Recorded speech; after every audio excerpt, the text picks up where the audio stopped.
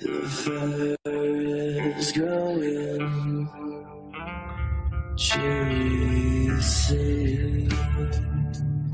I go to the doctor, I sit down properly. I feel myself falling down, right down.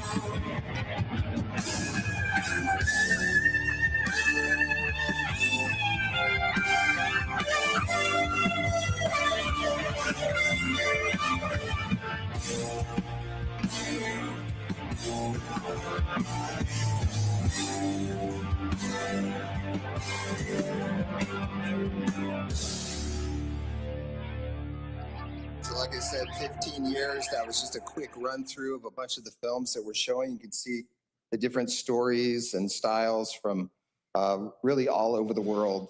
And then kicking off the festival, like I said, on the 21st, February 21st at the Brooks Theater, then 5 days and nights at the Star Theater. Saturday will be Surf Saturday. We got so many surf films this year from all over the world that we made a whole day of it. Viva a Castola, viva a Candeia, viva a Cuíca do Mestre Marçal, viva a Portela, viva a Mangueira, viva o fundo do nosso quintal. From San Diego, Oceanside, as well as Ecuador. Viva o samba.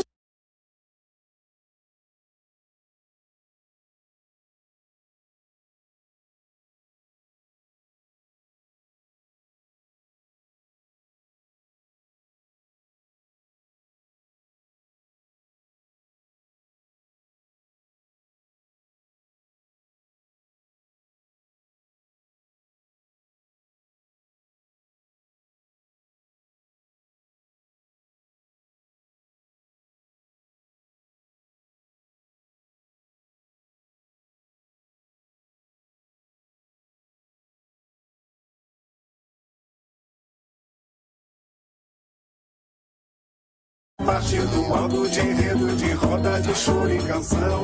Viva o batuque no couro, no aro, na faca e no prato e no carnaval. Viva a Castola.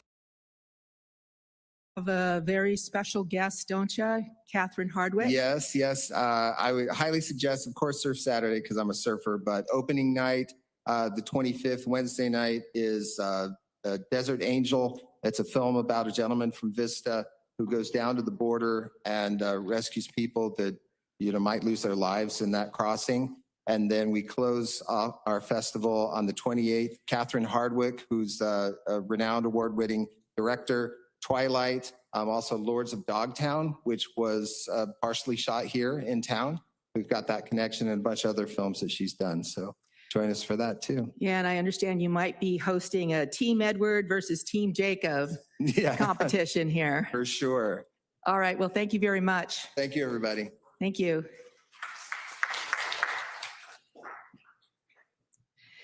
So we'll continue. We'll wait. We'll continue the other proclamation. So closed session report, Mr. Burke.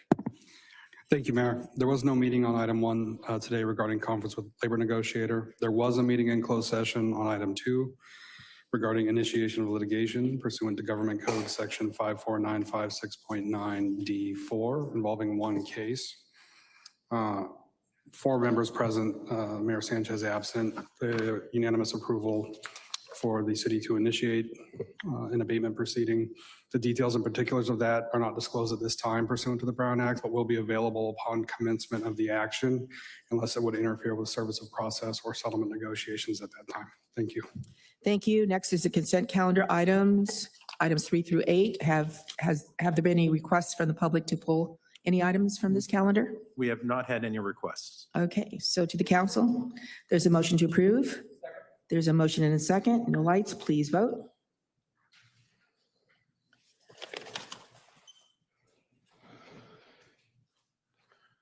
Motion approved, 5-0.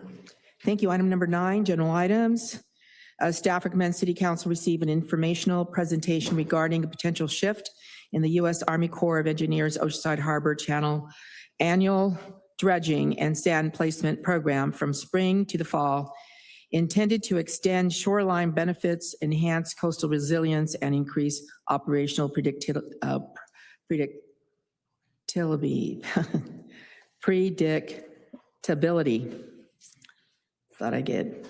So we have a report by Jamie Timberlake, Coastal Zone Administrator.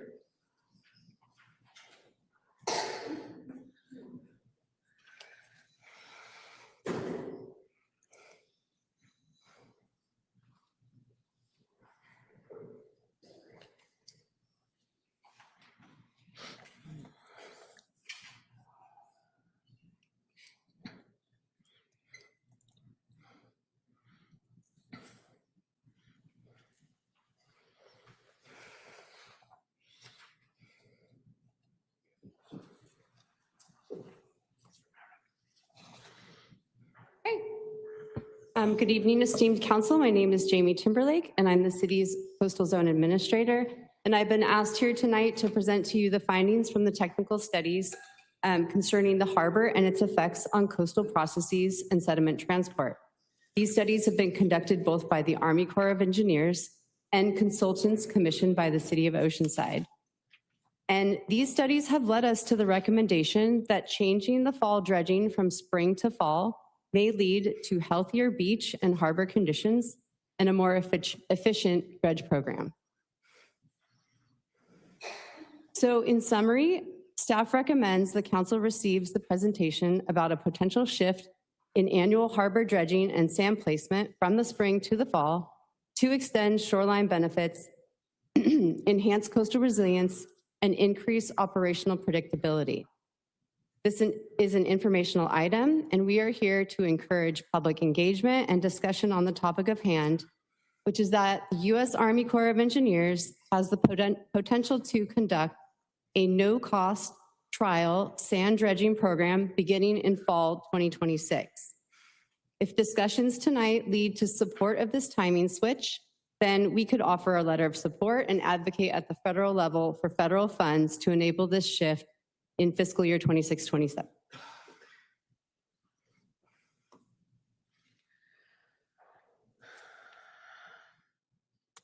So Oceanside's annual harbor dredging program serves two primary purposes: maintaining safe navigation into the small craft harbor and federal boat basin, and nourishing city beaches with sand that's been removed from the harbor channel. Since its construction in 1942, and more consistently since the small craft harbor construction in 1963, the harbor channel has needed to be frequently dredged. For many decades, the harbor dredging has occurred either every other year or annually, and usually dredging is done in the spring, which is a legacy decision that focused on creating wider beaches for summer. Since this decision about spring dredging, which was made in the 60s, there have been major advances to our understanding of currents, wave patterns, and sediment transport. The idea of shifting the dredge from spring to fall is not new. Over the past 25 years, studies and evaluations have been conducted by the Army Corps and the city, aiming to capitalize on new advances in coastal processes and to improve the efficiency of the dredging program. In 2000, the Corps completed a technical evaluation on the quality and efficiency of the dredging program, effectively concluding that to maintain the channel more dependably, dredging should take place in winter or in fall ahead of the shift in northwest swell direction. Winter or fall dredging would more likely direct sand to flow in the opposite direction, which is away from the harbor channel, thereby distributing the sand naturally to southern areas of Oceanside. Additionally, in 2021, the city completed a beach sand feasibility study, which also concluded that sand from harbor dredging could more effectively sustain beaches if it's placed further south and in the fall rather than the spring. Thus, the efforts to date by city staff have been to further discuss, coordinate, and implement the technical recommendations that have come from these and many other studies on the harbor, its dredging, and the overall effect on coastal processes in Oceanside.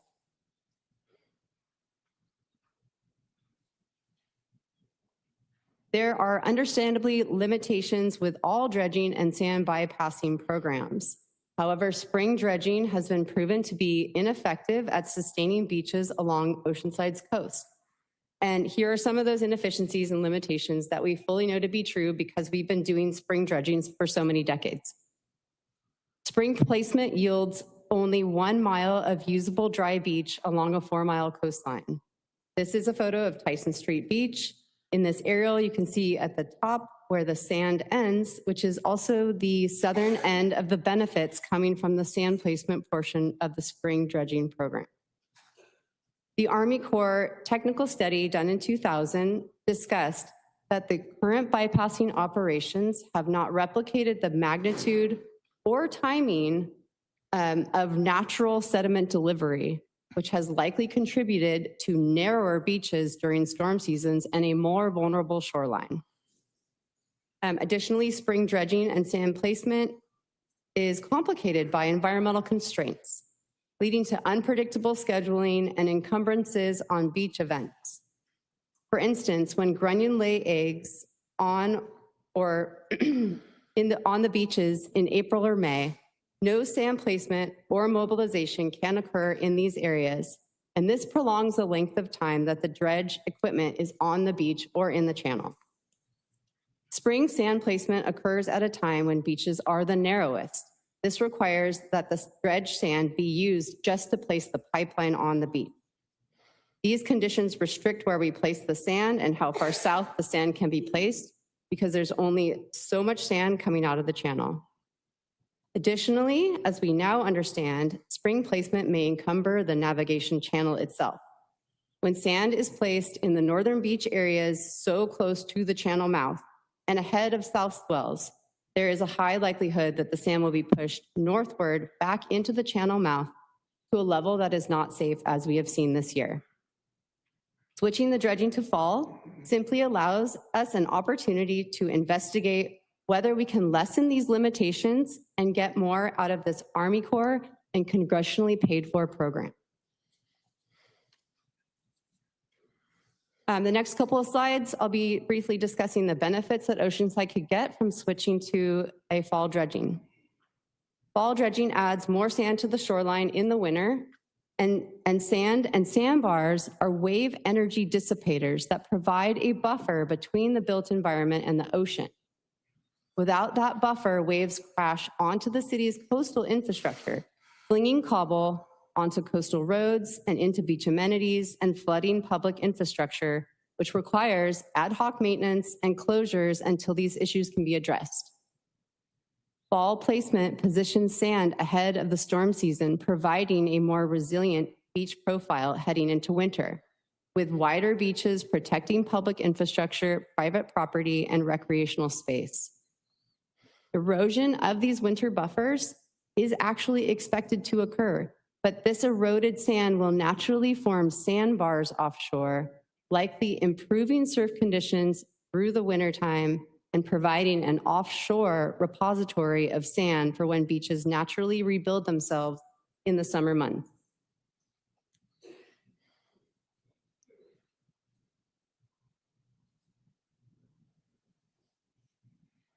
Fall placement of sand coincides with seasonal wave direction changes, increasing the likelihood that the sand will move south to erosion-prone beaches that have been sand-starved in recent years. Scientific evidence from Scripps Institution of Oceanography confirms that sediment transport in Oceanside is actually somewhat neutral, shifting with seasonality, local seas, and swell direction. Contrary to what is sometimes heard, sand in Oceanside doesn't readily disappear into canyons, but instead creates sandbars, moves into the harbor and into nearby beaches depending on the predominant currents. We understand this to be true through numerous studies, but also through our current re-beach monitoring program, which extensively studies the bathymetry and beach sand volumes along the coast of Oceanside, all the way down to Carlsbad at Tamarack. When we place sand ahead of the seasonal change in swell direction, we give southern areas of Oceanside a chance to receive some of the benefits of harbor channel bypassing. And again, the benefits are both providing a buffer between the ocean and the built environment and providing improved recreational opportunities.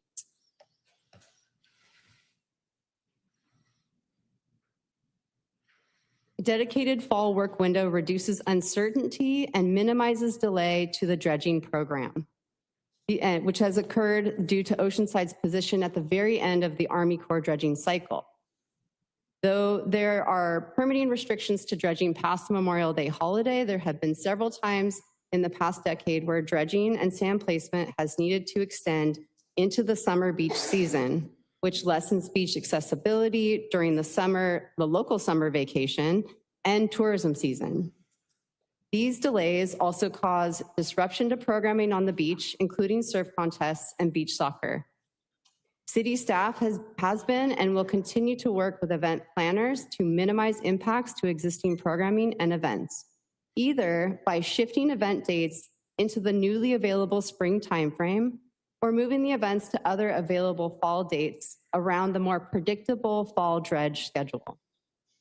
Being at the beginning of the Army Corps dredge cycle allows for predictable beach programming to occur in the fall and the spring, opens the beach to springtime programming, and lessens the potential for disruptions associated with springtime work and environmental constraints on the beach.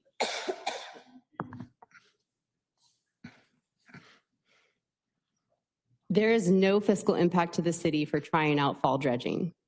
In 2026, if fall dredging is pursued, a request to Congress will need to be made by the Army Corps with support by the city to remove sediment twice within fiscal year 26-27. Currently, the harbor channel is in need of accelerated dredging, which is expected to occur late March through to May. Fall 2026 is ideal timing for trying out this change to the dredge cycle, as accelerated dredging is already planned to occur and ample sand is available.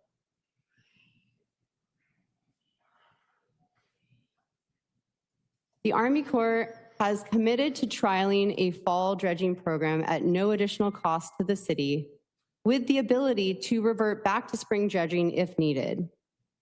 This declaration reduces the risk of trying out this new schedule for the dredging program. The Army Corps of Engineers was on hand to discuss the implication of this change with the Harbors and Beaches Committee in January and strongly reiterated that if the switch to fall dredging did not work for the city or for the Army Corps for that matter, there is a potential to switch back to spring dredging should the program prove problematic for either entity. The city and Corps are committed to collaborating on this switch. It's important to note that the Army Corps has installed a radar at the channel mouth that will allow them to assess conditions of the channel under this timing change. And then on the beach side, the city is conducting extensive monitoring of the onshore and offshore conditions under the Re-Beach Baseline Monitoring Program. So our current efforts will also inform assessments of the beach under this change.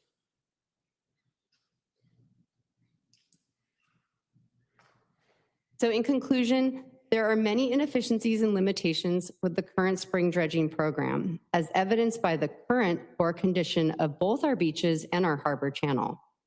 And there are many potential benefits that could arise from a fall dredging program.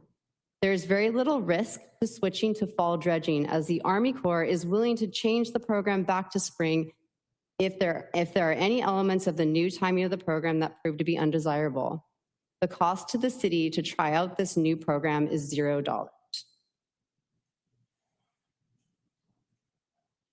So with that, staff is recommending that the City Council receive this presentation about a potential shift in annual harbor dredging and sand placement from the spring to the fall. And I welcome questions and discussions about this item.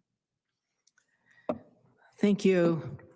I had spoken to the city manager in the city and just now city attorney. It was supposed to be on for actually a vote or direction to staff, and it was accidentally put on as informational.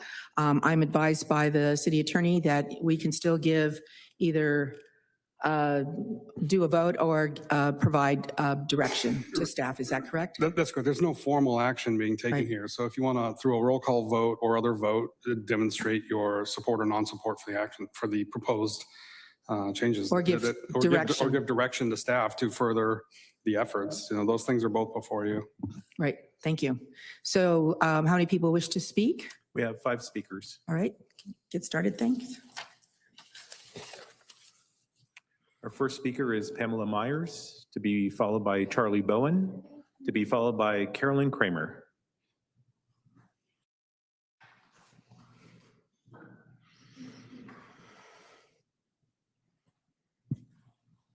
Good evening, Mayor and council members. My name is Pamela Myers. I have many concerns about changing the dredge cycle from spring to fall. The summer is the most important time to put sand on our beaches so that it is not swept away to the south in the wintertime. It keeps sand on our beaches for tourists at the pier and the hotels come summer.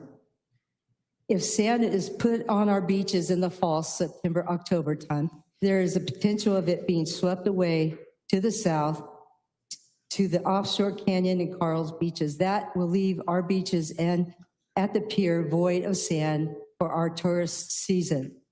In fact, one year, the city hired a different dredge company, and it took them 6 months to dredge the harbor. And shortly after that, when they were done in October timeframe, a storm came and washed all the sand away. Please, please keep our dredge schedule for the springtime. We live for summer.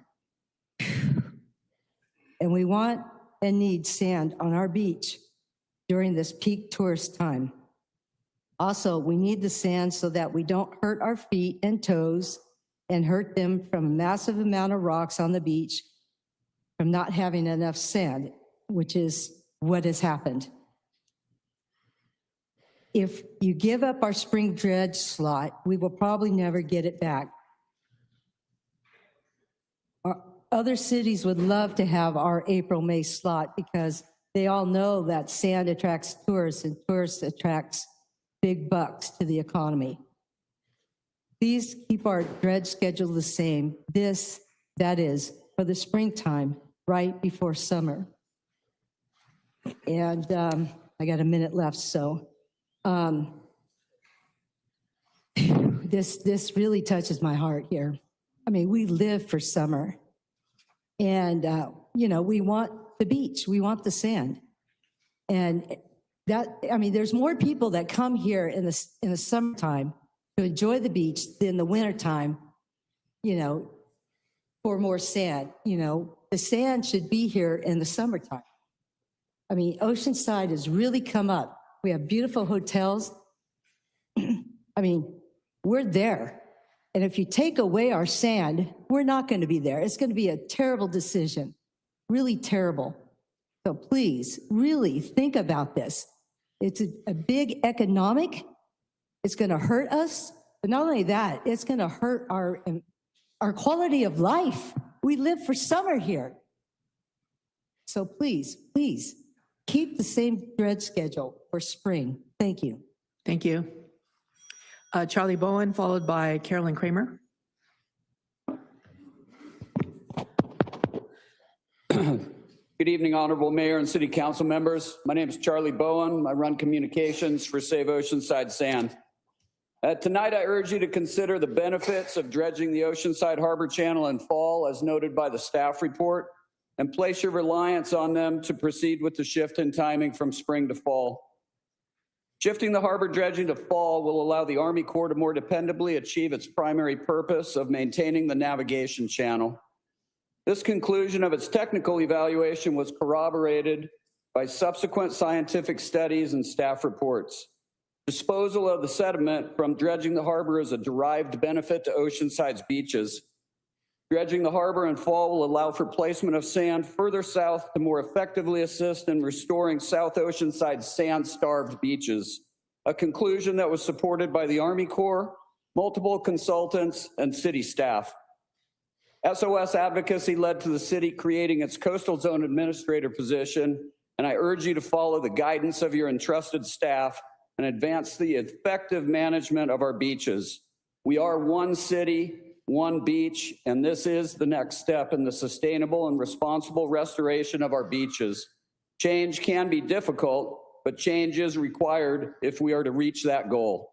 Therefore, I urge you to continue moving towards that goal and proceed with the shift in timing of the harbor dredging from spring to fall.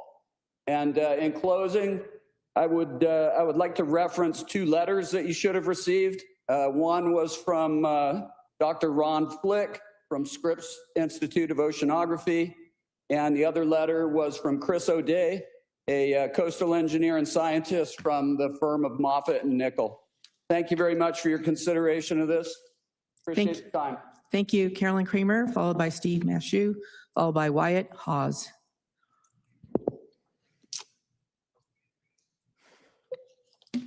No, better without it. Good evening, Council. Carolyn Kramer speaking for Citizens for the Preservation of Parks and Beaches. I have already sent you a lengthy email on this item expressing concern on the proposed dredge schedule change. We do not and cannot support this change in the dredge schedule for the reasons I put forth in my email to all of you today. We do not and cannot support changing the dredge schedule just to accommodate the Army Corps and Manson dredge. In our opinion, this would not be good for our Oceanside beaches. Putting sand on the beach in September, October puts our sand source at risk of washing away during the winter storms, never to be seen again for tourists, surf events, and residents alike. By placing sand on our beaches in the spring, allows our beaches to have sand during the high tourist season and surf and lifeguard training camps, and still have some left for locals summer. It also allows for the safety of our boaters during the high season of the summer months. And yes, sand will get put back into the harbor, which in our opinion is an asset and acts as our recycling piggy bank of sand rather than being washed away to the south. In addition, September, October are the best times for south swells, and parking lot 12 at the North Jetty will be closed for local summer, and the Manson crew will be sitting in the harbor, unable to dredge because of high surf and potential for another hurricane swell like we had this last September. It's just at the wrong time.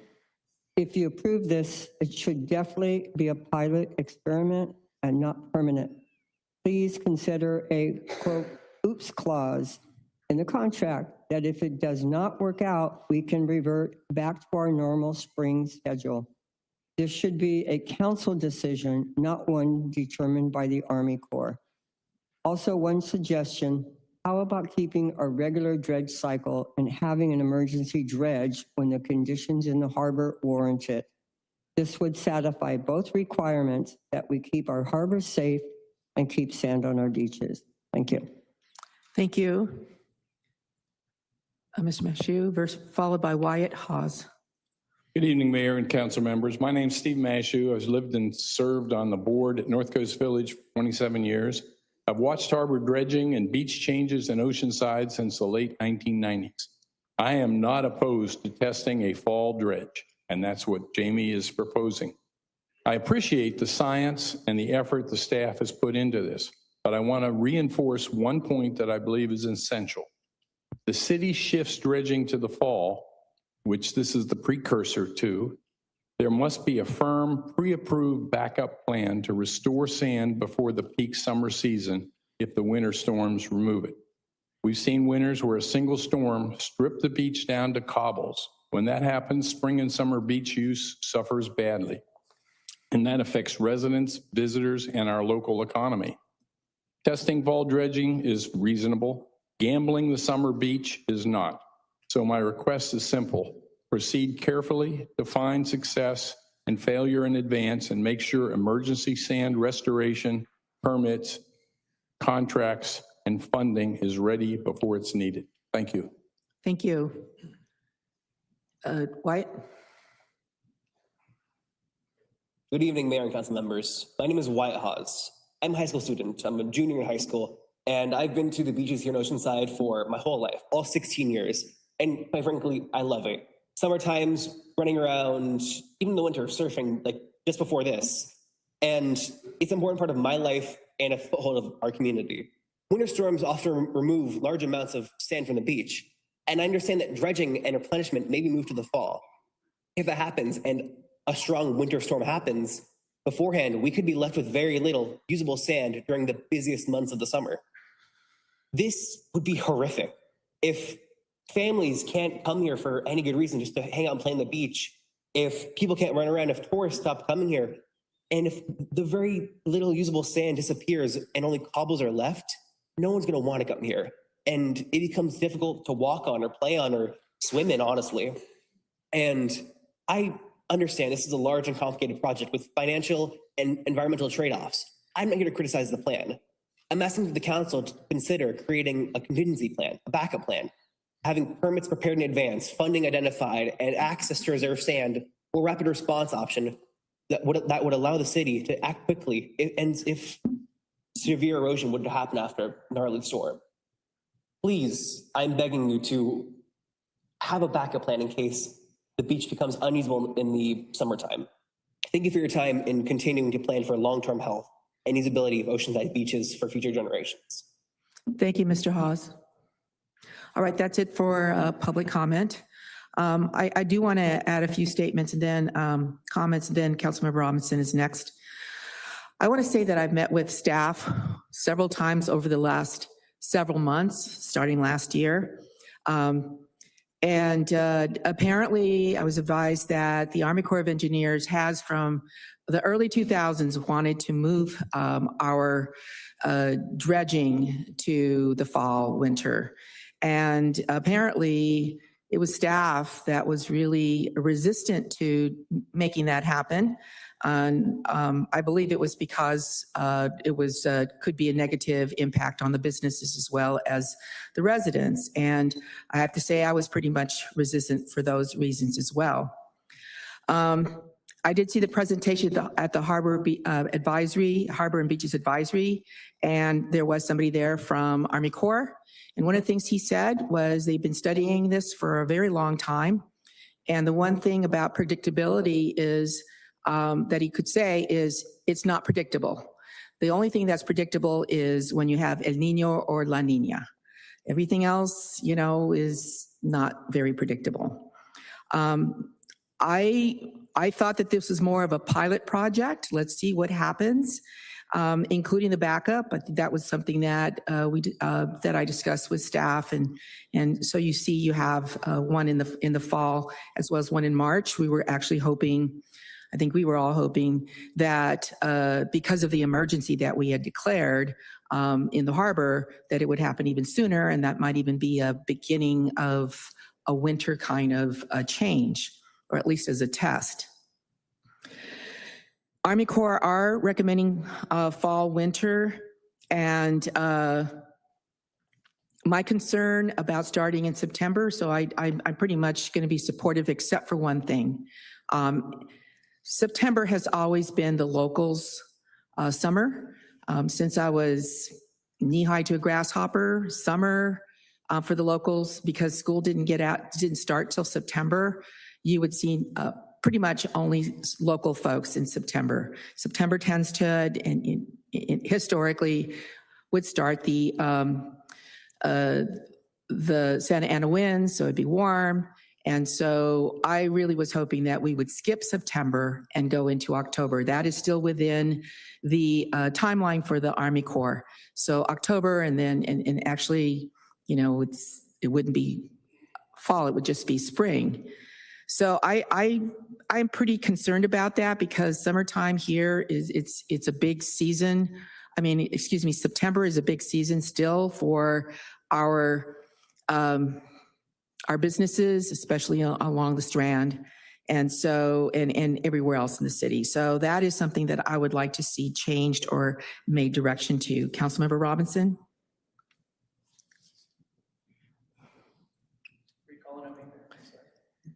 Calling on me? Yeah. Oh, okay. Sorry, wasn't sure if you were done. Jamie, hi. Thanks for doing this. Thanks for the report. Thanks for putting all the effort into it. Couple questions for you. You mentioned evaluation period. How many years? I'm sure it'll take a couple of years, or at least, would you say, before we see if the effort is as predicted? The Army Corps and the city are constantly discussing how we're going to be evaluating this change and trying to nail down some of those parameters. So what we've talked about is at least 2 years trying this out. But with the iteration that I can come forward every year or biannually if desired and discuss the current conditions of our beach volumes and our sandbars, both of which are being monitored extensively right now for the next 2 years. And so we'll have ample data to be able to track how much this change could be affecting our coastline. I would think that have a good, accurate evaluation, we'd have to have multiple years where you have we have calm winds and seas as opposed to a year when we have, I think somebody mentioned a hurricane type sea, those kind of things. So I would think it'd have to be at least enough to, under all those conditions, right? We'd want. Right. We'd want to, before making another change, which, we understand that change is tough. And it is going to require some adjustments to parks and recreation and other event programming. So we don't want to make, decisions hastily. We want to do them based on science. And so, ideally, we're going to test it out for more than 2 years. But for 2 years, we have extensive amounts of data that will give us a very clear picture on how this change has changed our coastline. And then you said Southern Beach, are we planning on extending? How far south would we extend the placement of sand from what we do now? The current Corps contract and specifications direct sand to be placed within the primary placement area. And so that primary placement area is between Surfrider Way and Tyson Street Beach Park. But with all of the new science, we would be requesting that the sand be put as far south as possible. Currently, we place sand and then place the pipeline. And so the sand doesn't always end up getting placed within the primary placement area. Sometimes it gets placed just in front of North Coast Village and just on the North Strand because we're trying to place sand and then place the pipeline on top of it. And sand is required for the placement of the pipeline. So in a fall scenario, which is the widest time of the year, the widest time for beaches in Oceanside is fall.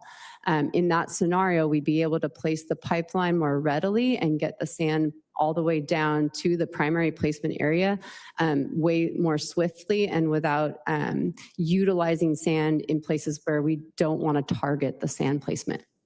Okay. And lastly, it was implied that this is all being done to accommodate the Army Corps and Manson schedule. That's incorrect. Okay, I just want to get that out there. That's all the questions I have. I just comment that for those that are against this, remember, it was right in the beginning of your report that this goes back to the 60s. This practice we've been doing goes back to the 60s. And I almost was going to make a joke about remembering the 60s, but I won't. And we're in this mess that we're in. And I think we have to just realize that it's probably way past time to make a change, give it a fair evaluation. And Mayor, I understand your point, but I would suggest that we stick with the timing and months. I get it. It might be a little bit of an inconvenience, but unfortunately we have projects that we do that inconvenience people a lot to get things done. And I think it would really give us if we did it in September, it would really give us a good benchmark for how it worked, what were the problems. Right now everybody's imagining all these issues. We may not have any issues out of it. And I think I would just encourage, let the professionals make the recommendation. Let's follow them, evaluate it. And then if we need to make some changes next year, we can do that. So with that, thank you. Thank you. And there was no implying that I heard. Deputy Mayor Joyce, followed by Councilmember Weiss. Thank you, Mayor. Okay. First of all, thanks to all the scientists for doing all the work behind the scenes to make this complicated and hard for us to make decisions. It's great to weed through it. I've been part of representing on the sediment task force for Sandag, and it's always enlightening to learn about the complicated system of sand transport. And it is it just is more complicated than we ever thought. And I think the more people know about it, the less simple the terms they speak about it. So it gets more and more complicated that we understand it. The swell seasons themselves are complicated too. So we do have larger storms in the winter time, but we also have combo swell in September and October, which can end up being problematic too. So it's just complicated. So I definitely have concerns, but I also am excited about the potential benefits that we could see from it. I similarly was going to ask a question about when we would really see the impacts, but I think we can't really know this for, I would say, I mean, tell me if I'm completely wrong, but probably a decade. I mean, we'd have to, because one season can be so anomalous compared to the season before, the next 5 seasons when it comes to swell. So I only bring this up because I don't want people to get into next year's season, if we go forward with this, and to go, this is a disaster. And if we had just stacked, swell after swell after swell that wiped us out, that it's an indictment of the change. So I just think we should be really scientific literate when we talk about it. And if you want to add comment to that, you can. Yeah, so one thing we really understand is that the sediment transport into the channel, it happens at a pace of about 20,000 cubic yards per month. So if we place in May, then you can expect to lose 20,000 cubic yards of the material that was placed on the beaches back into the channel. That is a rate that is established from all the years of doing consistent spring dredging. And so we can readily assess that rate of transport back into the channel. And that will give us a really also clear indication about how this change is affecting the channel. And also it'll be a proxy on how it's affecting the coastline itself. And so we'll probably see, thank you. We'll probably see sand transport further south, which means that our dredge will be changed. I mean, I just think it's a like large deck of cards that are going to fall, and we're going to have to really like follow all of them to the end before we really understand it for years. So I do want to give a shout out to Dr. Flick who weighed in. He's been a constant member at the Sandag meetings too, and has been really helpful when trying to make these things understandable. Is there concern about plugging the lagoon to the south with more sand moving south potentially? So the new data coming from Scripps and from Dr. O'Reilly specifically, who's been part of the Shoreline Preservation Working Group at Sandag, talking with Dr. Flick as well. The latest science on that is that in Oceanside, a lot of our sediment transport is northward predominantly, and especially gets heading more northward when from Tyson Street all the way to the harbor. The further south that we go, the less you see that northward transport. It's more neutral in southern areas of Oceanside. And then with the change in direction and the change at Buena Vista Lagoon, specifically the change in orientation of Carlsbad, the sediment transport begins moving more southward. So we wouldn't be expecting to see a whole lot of change in lagoons to the south. We certainly wouldn't see it at Buena Vista Lagoon because there's currently a weir there that prevents any sediment from moving into, from the ocean into that lagoon. Okay. I do think part of this idea is it does carry just naturally some local focus because we could potentially have better sand for when it is just the locals' time around here.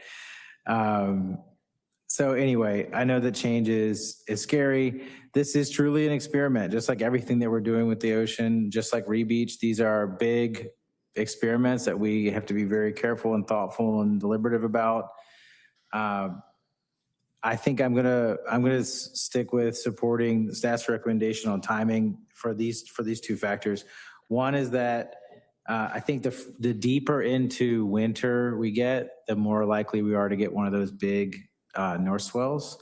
And so I'm concerned that we could end up getting tossed around with timing.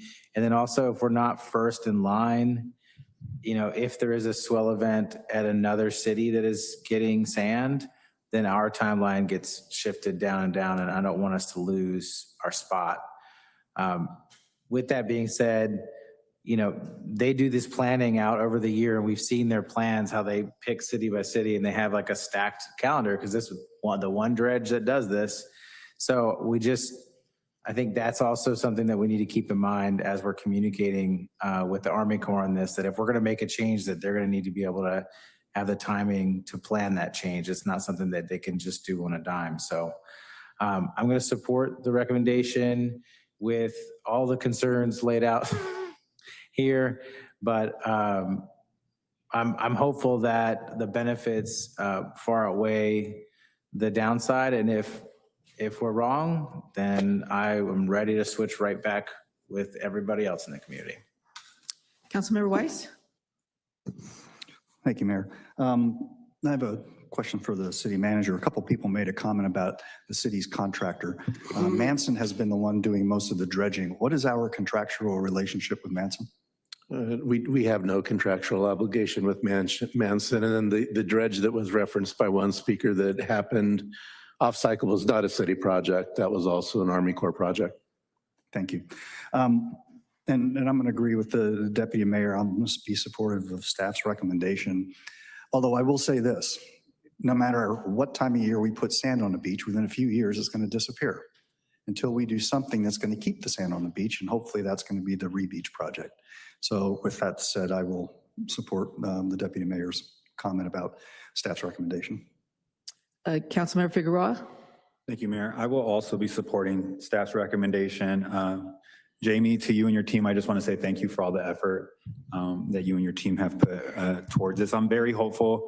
Taking a look at this picture of Buccaneer Beach, this is the beach that I grew up going to as a kid. This is the beach that most of my childhood memories are on, and anyone that goes there, you do see it full of rocks, right? And so I'm hopeful, but I'm definitely leaning towards the science and the professionals and experts who have worked on this. The benefits of fall dredging, can you speak to that as far as in regards to how it applies to our southern beaches, Buccaneer Beach, our beaches in South O? Yeah, so as we've been discussing, sediment transport is nuanced and there's a lot to it. But the further we place it south and ahead of that northwest swell change, that seasonal change, the more likely we could see some sediment transport to the south. When we see the most sediment transport to the south is during those El Nino years when we have, a larger swell and larger currents that are driving and big tides, with those like king tides with those larger wave conditions, driving those currents more to the south. And so you're likely to see more benefits happen in the southern areas of Oceanside after we've had some of those conditions. But certainly the way that we are currently operating and placing the sand, there's a very high unlikelihood that sediment would ever make it south to South Oceanside from the channel dredging itself. Yeah. And getting sand back on our southern beaches is a priority, especially for my district, which I represent, all of South O and our southern beaches. But when I think about the dredging and the schedule of it, no matter when we do it, we're going to inconvenience people. We live in paradise. People come to Oceanside year round. If you went to the beach this past weekend, there was a lot of people there, and we're always going to have a lot of people on our beaches because the weather is amazing here. And so, but I support staff's recommendation. Thank you. So we've all had a chance to speak. And I want to say that I support sand on all of our beaches, north and south. There's I've always wanted that for all of our beaches. I am going to be a hard no on this. When I listened to the representative from the Army Corps of Engineers, I did not have a sense that there would be longer than next year a second emergency dredge.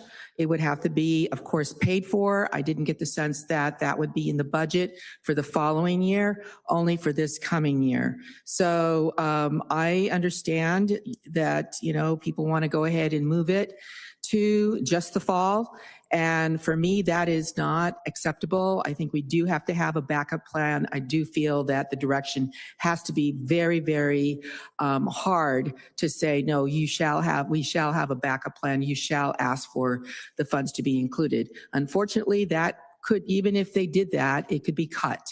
So I am very concerned about moving it without any assurances whatsoever, especially having lived here and been here most of my, shall I say it, 69 years.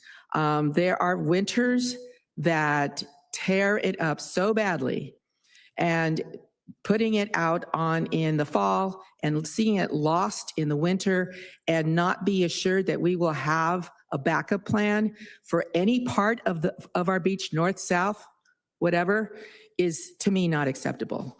So I would like the record to reflect. It sounds like 4-1. Thank you.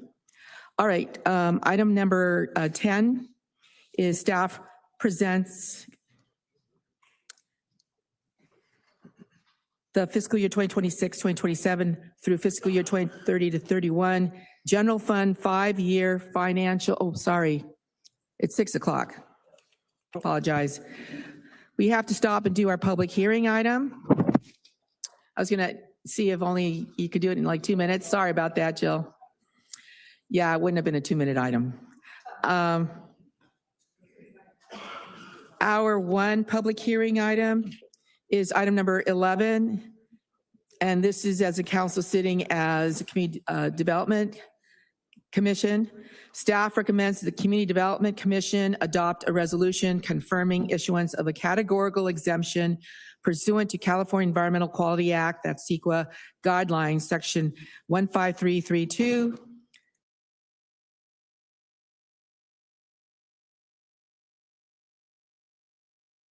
That's infill development projects, and approving a development plan, conditional use permit, and regular coastal permit to allow the demolition of the existing structure and construction of a full-service electric vehicle charging station with up to 51 EV chargers, 2 Tesla battery energy storage systems, and a 3,457 square foot convenience market located at 1501 North Coast Highway. I'd like to go ahead and open this public hearing, request disclosures from commissioners regarding constituent contacts and or correspondence. Staff and public. Staff, public. Staff and lots of public, especially in the last couple of days. Just spoken with staff and then received public via email. Staff and public. All right, Mr. Secretary, do we have any correspondence and or petitions? All the correspondence we received has been forwarded to council prior to the meeting. All right, thank you. We're going to begin with a presentation by Nicole Weedman, Planner 2. Good evening. Good evening, Honorable Mayor, council members. Nicole Weedman with the Development Services Department, here to present agenda item number 11. Staff is making the recommendation shown on this slide. The project site located at 1501 North Coast Highway is a 1.08 acre parcel currently developed as an automotive repair shop and tow yard. Surrounding uses include a Denny's restaurant and 2 service stations to the north, Interstate 5 to the east, mixed retail and Sandy Shores Mobile Home Park to the south, and the Days Inn Hotel and a Del Taco to the west. The site is located outside of the appeal area of the coastal zone and has a general plan land use designation of downtown, a local coastal program land use designation of coastal dependent recreational and visitor serving commercial and a zoning designation of downtown subdistrict 6A, which I will hereby refer to as D6A. The D6A subdistrict permits highway-oriented commercial businesses and visitor-serving uses related to the harbor and Interstate 5. The proposed project consists of 3 entitlements: a development plan, a conditional use permit, and a regular coastal permit. The development plan represents a request to allow for the demolition of the existing automotive repair shop and a construction of a 3,457 square foot single-story structure that would be ancillary to the EV charging stations on site. The proposed structure would include a dedicated lounge, restrooms, and convenience market. The proposed lounge and restrooms would service customers utilizing the EV charging stations, while the convenience market would serve both customers utilizing the charging stations as well as the general public. The proposed EV charging facility would be supported by ancillary on-site battery storage units in the form of 2 Tesla Megapacks that would be used to supplement the electrical grid during peak charging hours. The conditional use permit represents a request to allow for the operation of a convenience market at this location. The convenience market would be located within the proposed 3,475 square foot building and is proposed to offer higher quality food and beverage choices to its customers. The proposed market and lounge would be open 7 days a week from 6 a.m. to 10 p.m., and EV chargers would be available for 24-hour daily use. The proposed market and lounge would be staffed by 2 to 5 employees per day with overnight security. The regular coastal permit represents a request to allow for the development of the EV charging facility within the non-appealable area of the local coastal program land use plan jurisdictional boundary. The proposed project would include a total of 63 parking stalls, of which up to 51 would be standard EV stalls. Proposed EV charging stations would be capable of accommodating all types of EVs currently on the market, with direct current fast chargers that are designed to charge an EV's battery using direct current power, bypassing the conversion process, allowing an EV's battery to charge about 80% in 20 to 30 minutes. The proposed project site would be accessible from both North Coast Highway and Carmelo Drive. The retail building with the convenience market would front Coast Highway, and the proposed charging area would be situated toward the rear of the property out of view from North Coast Highway. As mentioned, the proposed lounge and convenience market would be open daily between the hours of 6 a.m. and 10 p.m. The lounge would be restricted to customers utilizing EV chargers, while the convenience market would be available to all members of the public. And this is a floor plan of the convenience market and lounge area. The EV chargers on site would be supported by 2 Tesla Megapacks. The proposed Megapacks would supplement the electrical grid during on-peak charging hours. The proposed Megapacks would be approximately 29 feet in length, 5 feet in depth, and 9 feet in height. They would be oriented in an east-west direction 10 feet from the northern property line on decomposed granite paving. The Megapacks would be blocked from access with a 6-foot vinyl fence, and the entire property is enclosed by 6-foot-high masonry walls. The proposed structure would have cement plaster finish, black aluminum awnings, and glass windows. The northeast elevation is a rendering of what customers would see fronting Coast Highway, and the southeast elevation is a rendering of what customers would see when entering from the charging area. The proposed structure would have a maximum height of 21 feet. The site as it exists currently has no shade trees. The proposed project would incorporate a variety of landscaping materials, including 15 new trees in the form of 8 coast live oaks, 4 strawberry trees, and 3 Aleppo pines, shrubs, and ground cover. The project as proposed would provide an overall landscape coverage of 23%, exceeding the city's minimum landscaping requirements of 15%.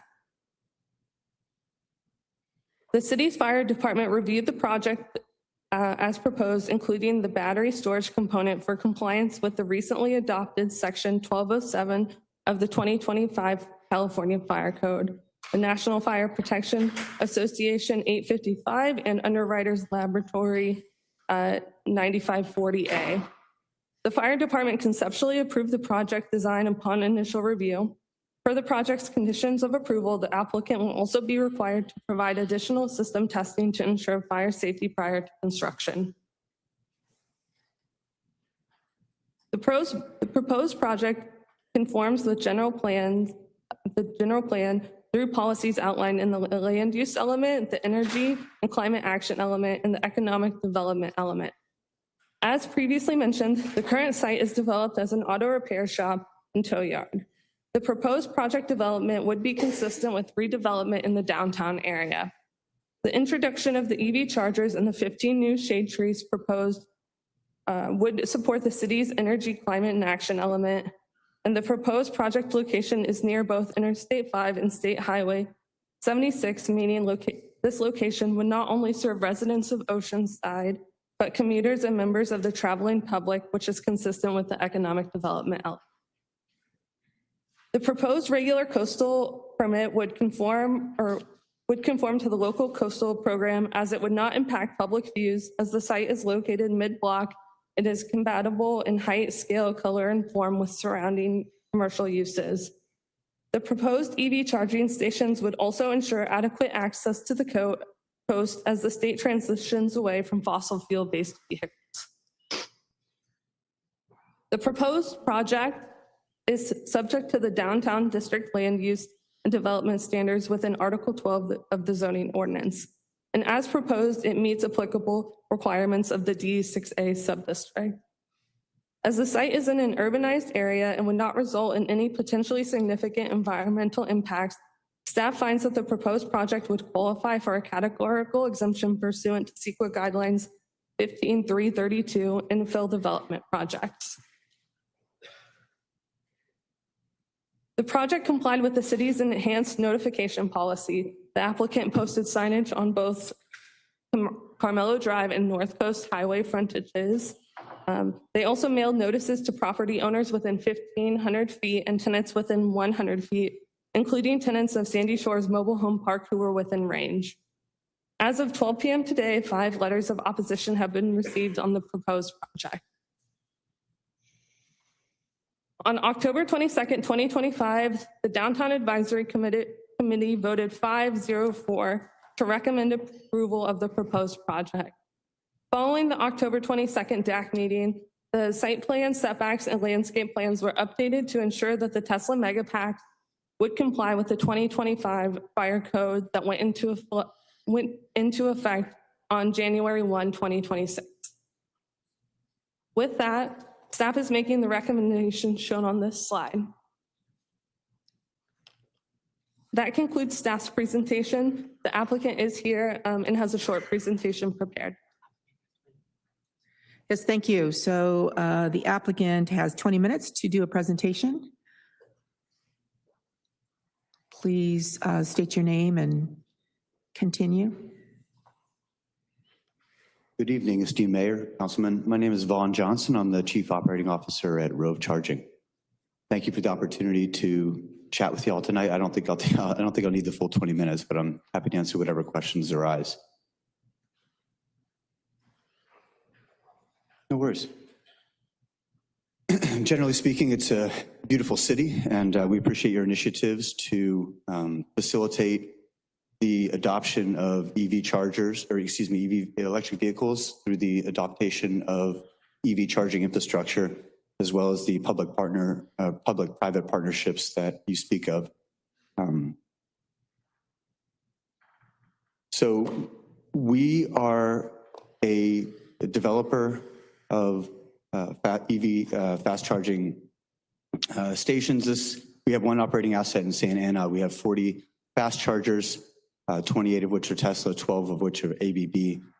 We also provide, we pride ourselves on providing a lot of amenities to our users. So our customers can experience a Wi-Fi area in the lounge. They can experience clean restrooms, changing stations.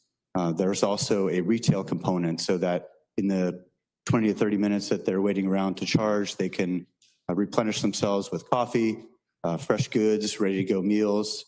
There's also in the Santa Ana location, there's a car wash, there's a dog park. We use battery storage at Santa Ana to help with the grid resiliency, and we also use photovoltaics at Santa Ana, but that will not be the case in Oceanside. We will propose passive passive shade canopies. We also have a project in Costa Mesa that'll be operational later this month. We just got approval recently to install the 2 megapacks at that project in Costa Mesa through the Costa Mesa Fire Department. So this is a rendering of what our site looks like. We typically generate somewhere between 650 and 700 charging trips per day. We have an extremely high rating on Yelp and Google, 4.7. That would be the highest rating by far of any charging station within the 5-mile radius of our proposed location. We, as mentioned, have the shade structures. There's no app or memberships needed. We also have full-time staffing, as Nicole mentioned. So for those that are unfamiliar with the charging mechanisms, we always have folks on hand to answer their questions and get them started. We have a Charging 101 program that we roll out to our customers to educate them on the nuances of electric vehicle charging. We offer windshield wipers and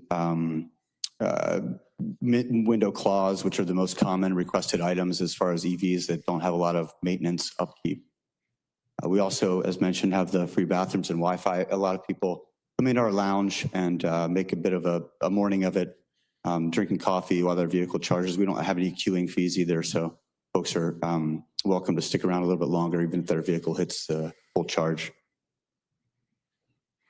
At night, when the staff leaves at 10 o'clock, we have a security guard, and we also have, of course, CCTV. So our sites are very secure. We pride ourselves on the safety of our customers. So we have around-the-clock management, and the security guards also have some pedestrian education of how the charging infrastructure works. So we do have, as mentioned in the staff report, capabilities to charge every electric vehicle on the road right now. That includes the Chevy Leaf, which has a specialized charger called a Chatamo. We have the 28 Teslas and the 12 ABBs, and the ABBs are outfitted with what's called the NACS, which is a North America charging system. So it's compatible with all vehicles. We also have on-site staff, as mentioned,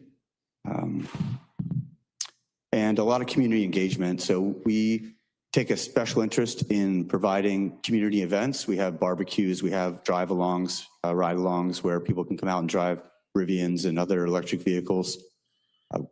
That's what one kind of market differentiator is. We like to curate our community, give back to the community, be stewards of our environment, and facilitate the uptick of EV charging utilization and purchase. As mentioned, we have an asset right now operating in Santa Ana. By the end of this month, we'll have an asset in Costa Mesa. This is our furthest project to the south. We have a project in Palm Desert that's approved, Camarillo that's approved, Long Beach that's approved, Corona, Torrance also approved.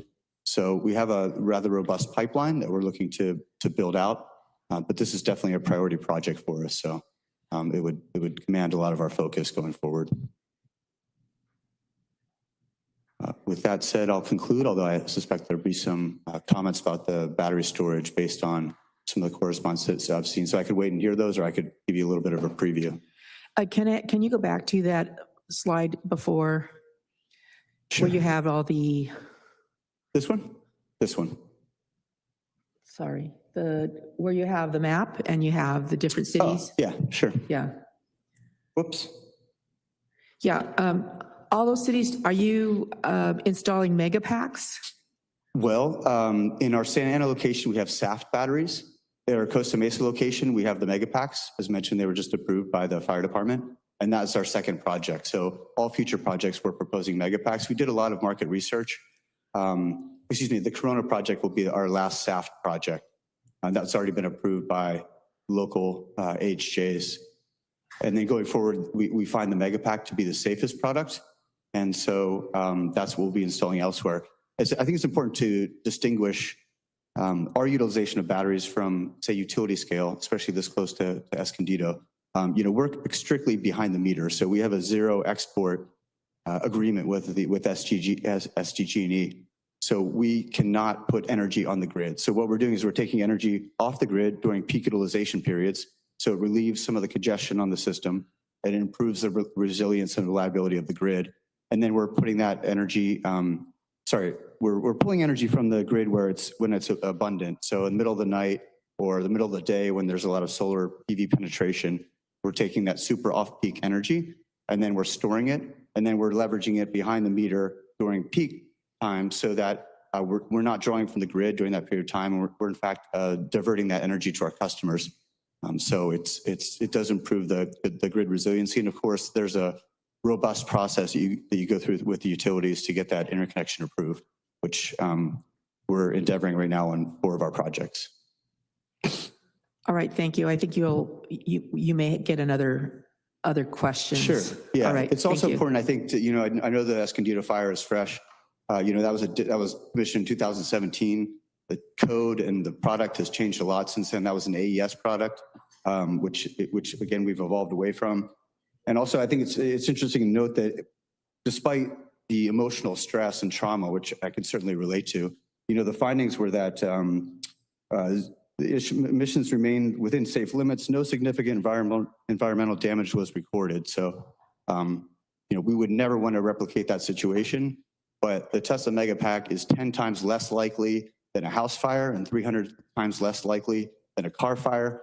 The current use right now has 75 to 100 cars on the lot at any given time. So I think just take all those things into consideration when you're making your decision. Right? All right, thank you. You're welcome. All right, we're going to go ahead and hear from the public. And as I said, is it Mr. Johnson? No, Mr. Vaughn, V-A-U-G-H-A-N, Johnson. Sorry. Johnson. Okay, you may get some questions afterwards, but we're going to start with the folks who have signed up. This is a time to hear from the public. You have up to 3 minutes to speak on this item. After I go through 2 people who have signed up, I will then ask if anybody else wishes to speak because this is a public hearing. You do not have to have signed up to speak. So we're going to start with Pamela Myers, followed by Sherry Mackin, and then I'll see if anyone else wishes to address this issue. Ms. Myers? Yes, good evening. Yes, this is something I just learned about. I'm very concerned about its location and the battery packs. I mean, what goes in my mind is what happened in Escondido, where they could not get the battery packs or whatever they're called. They went on, they were on fire for days, maybe even a week. I don't know. It was a long time. This is all I'm thinking of right now. But I'm concerned about the safety of these battery packs. And we have already at the Walmart, we have lots of charging stations at the neighborhood store there off of Mission. And so, I'm concerned about the safety and it being like close to like Marina Towers and the other apartment hotels there and so forth. And I'm just wondering, I was thinking that maybe something like this could be good over at the airport area or the Eddie Jones area, I mean, why on North Coast Highway when we have them already right up the street at Walmart? And it just really concerns me to be this close to the coast and the safety issue. I don't know a lot about it. Like I said, I just learned about it, but I'm very concerned. And, I was just wondering if they would consider the airport area or the Eddie Jones project area, something like this, So, I mean, and the other thing is that if it is approved, how often will these battery packs be inspected, for safety and so forth? So I guess that's it. Thank you. Right, thank you. Sherry Mackin?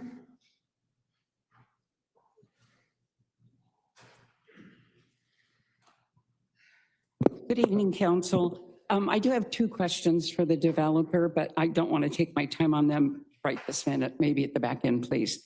Honorable Mayor and Council, I'm here to ask that you do not approve the item until you create policy and regulations outlining criteria of placement of Tesla mega energy storage systems or other large ESS systems. The placement criteria for large ESS should be focused on the placement of these systems' proximity to housing, residential, mixed use, schools, parks, recreation centers, coastal, and sensitive habitats. By doing so, it should give you guidelines to help you make those tough decisions on appropriate placement for large storage systems. According to Best EV charging stations in Oceanside, we currently have 214 EV charging stations. On the contrary, I doubt that we have that many gas stations in the entire city. If a gas station wants to upgrade, add more tanks, there's regulation. EV charging station wants to upgrade to larger emergency energy systems, they just do it. We've seen it at Pacific Coast Plaza and El Super, to name two. I can't support the project as proposed due to the intended placement of the Tesla mega storage systems and their proximity to the mobile home park adjacent to the site. I shared with you two letters from a firefighter associations, one a cease and desist notice to the city of LA, who proposed to sit an emergency energy storage system next to the firehouse where they basically live. Additionally, they clearly outlined known and documented fire service injury history. Due to these types of battery fires and they expressed shock, stating placing an ESS facility adjacent to such an occupancy would never be permitted for traditional residential housing and is equally impermissible here. I want to share so people are aware that proposed is not merely a charging station, it's a charging station with Tesla mega energy storage systems, one of the largest systems made, which do not belong next to residential mixed-use mobile home parks or the rest. I believe that Los Angeles firefighters are accurate with their concerns, not only for them, but the people they serve as well. I ask again, please do not approve the project. My questions are, I did not see solar panels in any of the items in the documents that were submitted. And I would like to ask the developer if any of his stations with the large mega, Tesla mega storage systems have been placed next to residents.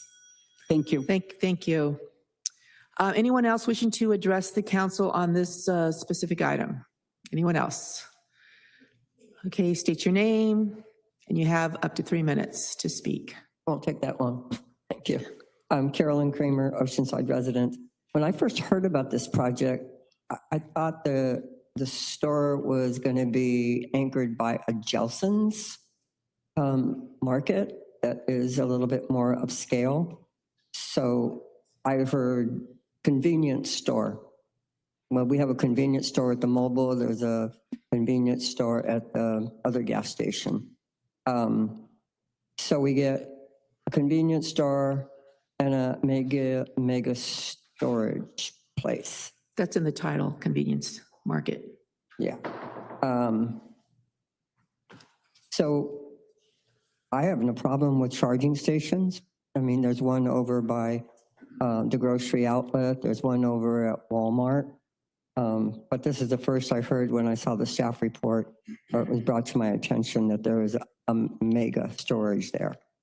It's just the wrong location for a mega battery storage surrounded by 2 gas stations and a mobile home park. So who knows when a fire or if a fire could ever occur.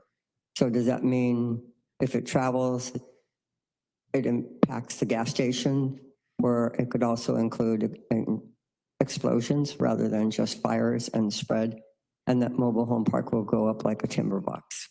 So I think those are all the things that need to be considered with this. And I think you're making a decision here and setting a precedent for all the other storage batteries to come to Oceanside. So please make the right choice. Thank you. Thank you. Anyone else wishing to speak on this item? I see no one else rising. I'm going to go ahead and close this portion of the public hearing. And I actually had a conversation with a chief. Oh, I didn't see you. You wish to address the council on this item? Pull the mic closer to you. Hi. Okay, state your name and then you have up to 3 minutes to speak. Okay, hi, my name is Tammy, and I don't know if you guys remembered me, but I spoke on homelessness and what was happening in my situation. This is about the EV charging. There's still items that are not on the agenda, and that's a little later. Okay. All right, thank you. That just gave me practice, thank you. Okay, thank you. Yep, okay, she just practiced saying her name. All right, and it was Tammy, right? Yeah. All right, I did have a chance to speak with Chief Parsons, and Chief, would you like to come over? And this is new technology, and so I think that is the concern. And the fire department actually approved it. So you heard all the concerns. Could you please address the concerns from the fire department's point of view? And I brought David Parsons, fire chief. I brought staff up because I have the assistant fire marshal actually did some of the review on the project and some deeper dive research with Division Chief Dorsch. So thanks for the question, Honorable Mayor and Council. So when it comes to, let's talk about the fire risk. The California Fire Code, as it was adopted this year, was applied to this project. That means that separation from walls, other structures is completely accounted for. It doesn't mean that it won't catch fire. I'm not saying that it's the relative safety is in any, is being quantified. But what it does mean is if it catches fire, all modern research has shown in terms of fire spread, it will be contained within a project location, if not just the battery pack itself, the single battery. Fire spread is not a concern. That's why we have 10-foot wall, 10-foot separations, of which the staff can go into a little more detail on. So that's what the California Fire Code does, and that's what NFPA standards do, which are applied to the final design once the developer submits that to the fire department. Can you remind me of any other concerns that were brought up? That was there was a concern that perhaps we don't have procedures or. And you did address that to me, with me, when I spoke with you. Yeah, so I'll actually turn that over to Division Chief Dorsch to talk about procedures, because we've done some extra research in terms of outreach into a subject matter expert here in the county. Mayor and Council, Blake Dorsch, Division Chief of Community Risk. In response to your question, Mayor Sanchez, for our procedures and practices for this type of event, we would respond to the incident, establish command. We would set up an exclusion zone, making sure that no one could be within that zone. This is a lot of variables involved, obviously, based on the weather, what the severity of the incident that is occurring is, the number of occupants, the time of day, so on and so forth. And based on that, we would guide our tactical actions. But essentially, we would isolate the area, deny people from entering that area, shelter in place, and evacuate as appropriate. We would allow the battery pack to burn off, because one of the dangers with these is if they do enter into what's called thermal runaway, where they continually burn and burn and burn, the best practice is to let it burn itself out. Right. Once you extinguish it, it becomes an ongoing problem of essentially having to continually monitor it for sometimes up to days on end. So in order to avoid that would be our tactic, generally speaking. Right. So I'll add, that's current industry best practices across the region, if not across the country, is the best practice is to let them burn out. It's an isolated incident, and we can keep it that way, essentially. Right, and I think what you mentioned was 2 to 3 days. That's just speculative. It totally depends on how much of the battery pack is on fire. If it's just one unit, that's usually all it is. And the speculation would be that we'd monitor it from maybe 12 hours, could be 72 hours, but essentially making sure that it's protected for the public safety at that point. Right, and in terms of the Escondido fire, I understand it was one of like several, and only one actually caught fire because there was distance between them. That's correct. And this one has distance between the two. There's only 2 here? That's correct, just the 2 megapacks. Okay. I guess the biggest issue is something that perhaps because it's so new, the the potential for catching fire, the risk, is that quantifiable? It's not really something we can quantify right now. There's not a lot of historical data, to be honest. The technology is relatively new. It's changing rapidly. As the applicant stated, a battery that's put in today is different than a battery that was put in a year ago. You know, quantifying the risk is very difficult, but I can say from the perspective of fire safety, we're very comfortable with it. From the perspective of environmental runoff, we're not applying water to it, so there shouldn't be any environmental runoff in that case. The more, and I'll be honest, as the fire chief, the thing that probably concerns me more about this situation would be the hazard to the firefighters who are in proximity to that place. The atmosphere is a very I'm going to say this, it's not going to sound the best, but it's a cleansing environment. Essentially, as it disperses, it rapidly reduces its concentration in the environment. The atmosphere will disperse it. So as you get further away, it becomes very, very innocuous. But up close, where we have personnel, that is where it would be dangerous. But we have policies, procedures, and training to handle it. In fact, we have a training coming up that includes all of the North County fire departments to deal with these situations. And that's coming up relatively soon. All right. Well, thank you. We'll stay available for Thank you. questions. I'm sure other Yeah. council members will be asking questions. And back to staff, do you have anything else you want to add? Thank you, Madam Mayor. Yes, just to clarify, the solar that was presented by the applicant, that'll actually be, I'm sorry? Oh, yes, I forgot that question about the solar. Oh, yeah, that's actually going to fall under a building permit review, and so that'll be subject to just our standard review process for that. The other thing that I would like to bring to your attention was the fencing of vinyl. That also is going to be subject to our building permit review, just to clarify and make sure that it is 10 feet away from the battery storage. All right, thank you. And Mr. Vaughn, did you want to respond to any of the concerns before we go to council? And again, I think you might have some other questions besides this, but. Sure. So what I've heard so far, there was some concern about the solar PV.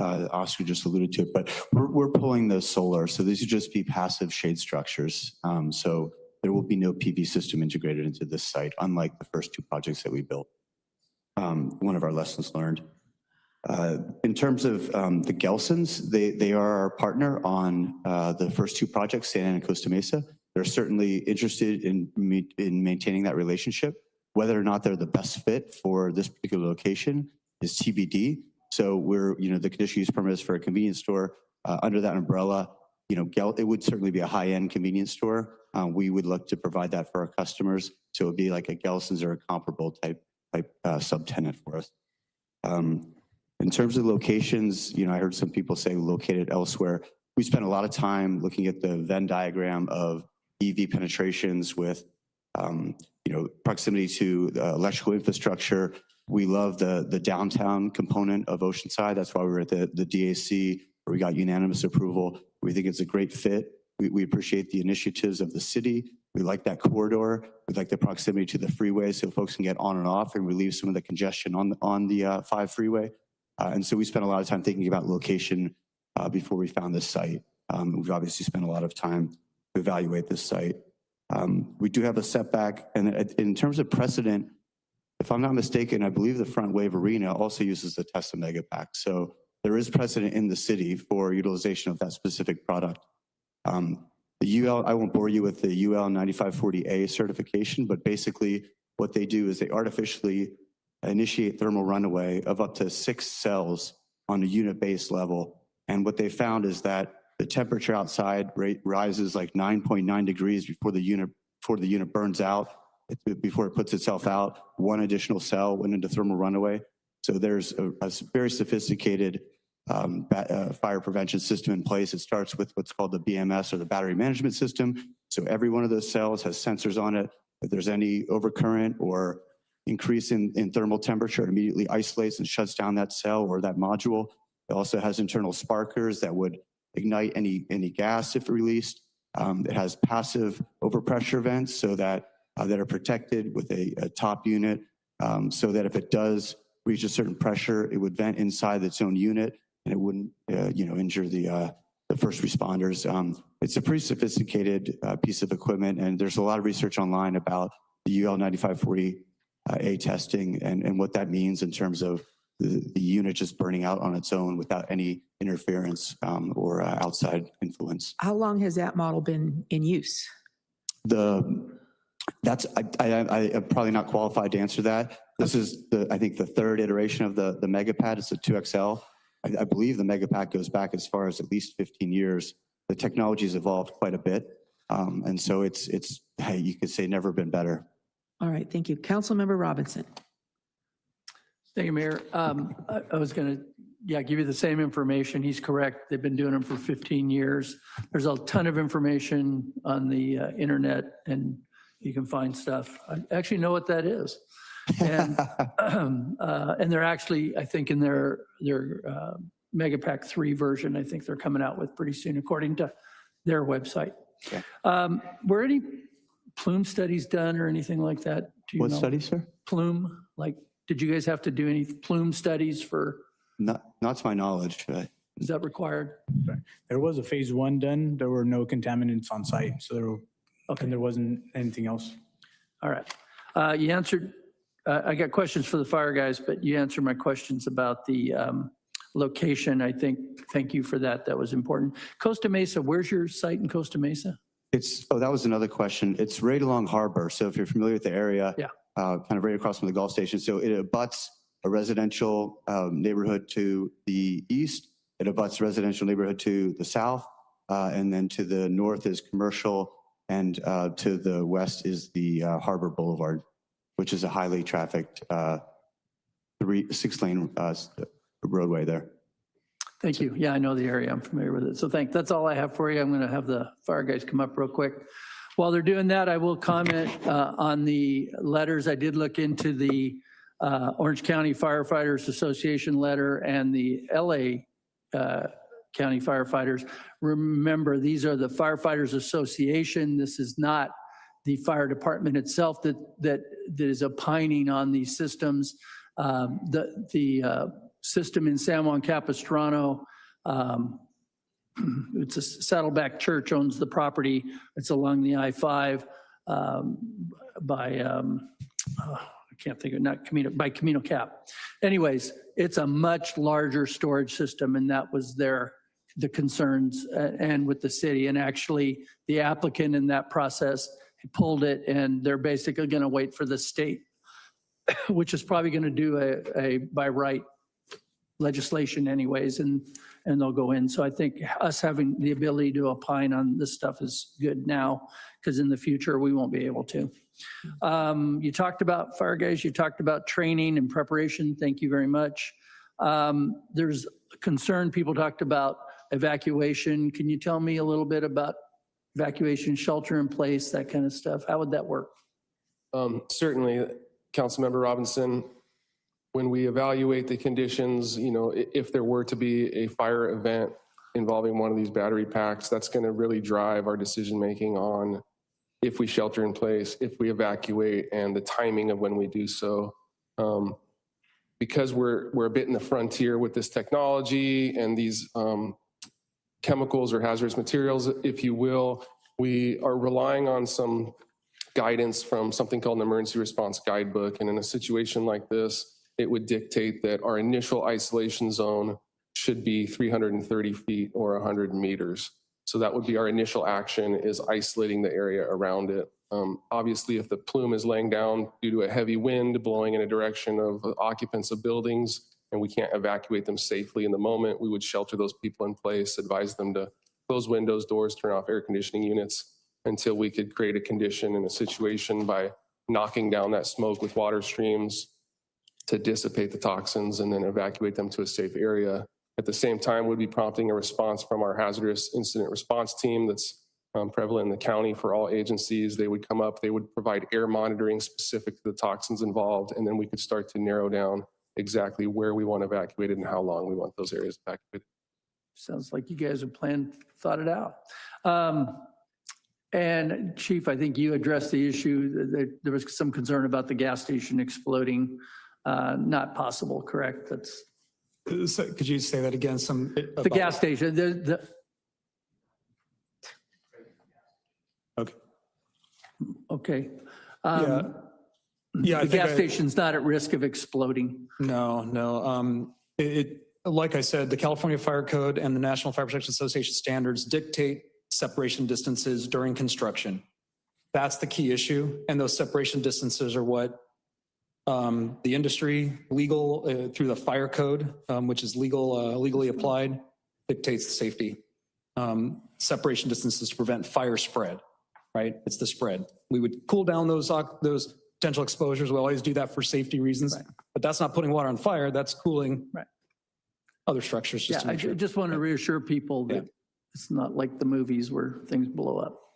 The movies are generally not realistic. I had a note here passed to me about in the past 15 years in use of any caught fires. I can definitely, we can all answer that because we study it. But yes, there have been fires in battery packs and battery storage systems. You want to address the local ones or? The ones I'm aware of are down in south, in the Chula Vista area, which was a fairly large one, difficult one. There's the Escondido one. And then there was a more very recent one in San Marcos. And Chief Doris actually reached out to the San Marcos fire personnel for lessons learned on that. Right. And there were some, I think there was one in Australia, but these are large farms where they had, they were large battery storage farms, not like these mega packs, but there have been instances in the mega packs. But I think that answered that question. Dang it. Okay, I'm going to hold my time because I think that's good for now. Anyone else on the council wishing to address this issue? Deputy Mayor? Yeah, I think similarly, I just in doing light research, there was another one in Boulder City that was really recent. That was apparently last fall with the mega packs. I think the location is a good spot for the charging. I do have concerns about uncontrolled fire. A fire that you cannot put out, burning out at that location next to so many residences. So I guess I'm looking to my council colleagues on what they're thinking on this one. I mean, I'm open to hearing from everybody. Councilmember Weiss? Thank you, Mayor. And in having had conversations with fire staff and looking at what they were just recommending and portraying to us, I'm not as concerned about a significant event. I think the technology is advancing quite rapidly, and I think things are going to change going forward. But at some point, we have to get used to seeing these charging stations throughout the state along with the battery packs. So I will move approval of staff recommendation. Okay, there's a motion and a second. Councilmember Figueroa? Thank you, Mayor. Similar to Deputy Mayor Joyce's concerns, I heard our chief, I think it was our chief, mention the 100 meters evacuation or shelter in place. We have the mobile home park literally adjacent to these battery packs. And, for those residents, which I think there's 50 plus mobile home in that location, we're talking about 100 people right next to us. I think that's my biggest concern. I do see the need for the EV charging stations and do support the EV charging stations. My concern is for the two mega packs, the batteries. And so that is essentially where I stand on this. Deputy Mayor Joyce? Yeah, I would just add that my concern about the high winds in that area are not about the fire spreading, but about the inhalation of what comes off the fire. And so I just want to be clear. I think I appreciate all you presented, and I have no reason to think that it's going to catch the fire to everything else. It's just like how long and how far are we going to have to keep people from breathing it in? You talked about a little bit about the dissipation of like the chemicals as it gets further away. What good sign? Sorry, I just bring this on you. Can you talk a little bit more about that? Yeah, so obviously I can't get in, I'm not gonna be able to speak scientifically on that, but the emergency response guidebook, which Chief Dorst mentioned, there's actually is science behind their recommended evacuation distances. The reason it's 100 meters is because it's a generalization in terms of dissipation in air. Inhalation. So it becomes there's a certain threshold level. I don't know which level they're using, but that threshold level is acceptable at 100 meters or 330 feet. That's why that number is out there. The science behind it, we're going to have to talk to scientists. But I think your characterization of where we are is fair and correct. I really don't have a lot of concerns in terms of fire spread. There is not a quantifiable risk in terms of how often they are catching fire, which to me, the concerns are going to be the resulting vapors in the air. But, you know, that's what we do, is we do some risk management and we approach it in that way. I can appreciate that. And I think we probably take more risk with the chemical inhalations than we should, just generally with guidelines. But okay, so I just will say also, from the perspective of utilizing off, peak times to store energy, I think, the model makes a lot of sense for our environment. I think it's really good. I'm just not sure that I'm ready to test drive it here. So I think that'll conclude my comments. Councilmember Robinson? Yeah, thank you. I had a little video I was going to show, but I don't have enough time to do it. So the other thing that didn't get mentioned is we talk about lithium-ion cells. The technology is changing. They use different type lithium iron phosphate cells now for that, which is my understanding from my readings is a less toxic and less hot burning product. So I'll give you something just to think about. It's also next to the I-5, and these gentlemen can, I think you have a higher risk of a transportation vehicle overturning on that freeway on fire, creating a plume production evacuation issue than you will from these. So we live every day with risk. We live every day and we don't think about it. And these are really, everybody talks about climate action plan, and these are the things that help smooth out the grid. We keep adding more and more electrical stuff to it. And we say we want everybody in e-cars, we want all electric homes, we want all electric this. The grid can't handle it. This is the only way that it's going to be able to handle it without blackouts and stuff. And so we can say no to it, but it's going to come one way or the other. So I would encourage us to be a little bold and be brave. Thank you. Deputy Mayor Joyce? I won't go. Okay, so just we do live with risk every day, but that doesn't mean like ride around without a seatbelt. Like there are things that we can do to mitigate, and I think we should think about it. So I did want to ask the applicant. I'm sorry, going backwards here. What happened with the solar? So it sounds like there was solar in other projects, and this one does not have solar. And I think I may have missed the explanation of why. Vaughn? Sure. Yeah, so we do have solar on our first two projects, but what we've found is that while it's a novelty and it's nice to say that we're generating energy that goes right into the electric vehicles, the reality is with the size of the roofs, we're generating maybe 222 kilowatts. And so we're offsetting basically one charge station. And with the seismicity in California and the structural steel reinforcement required for the shade canopy, it sort of doesn't really pencil in terms of a return on your investment. So we also think it introduces less electrical, volatility, complexity to the system. So we're trending more towards a conventional shade canopy, like you'd see maybe in a gas station or something along those lines. Also, just to some of your points, I mean, the research shows that public health agencies have no toxic health risks due to incidents in terms of fire. There isn't a high level of toxicity to the fires that do occur.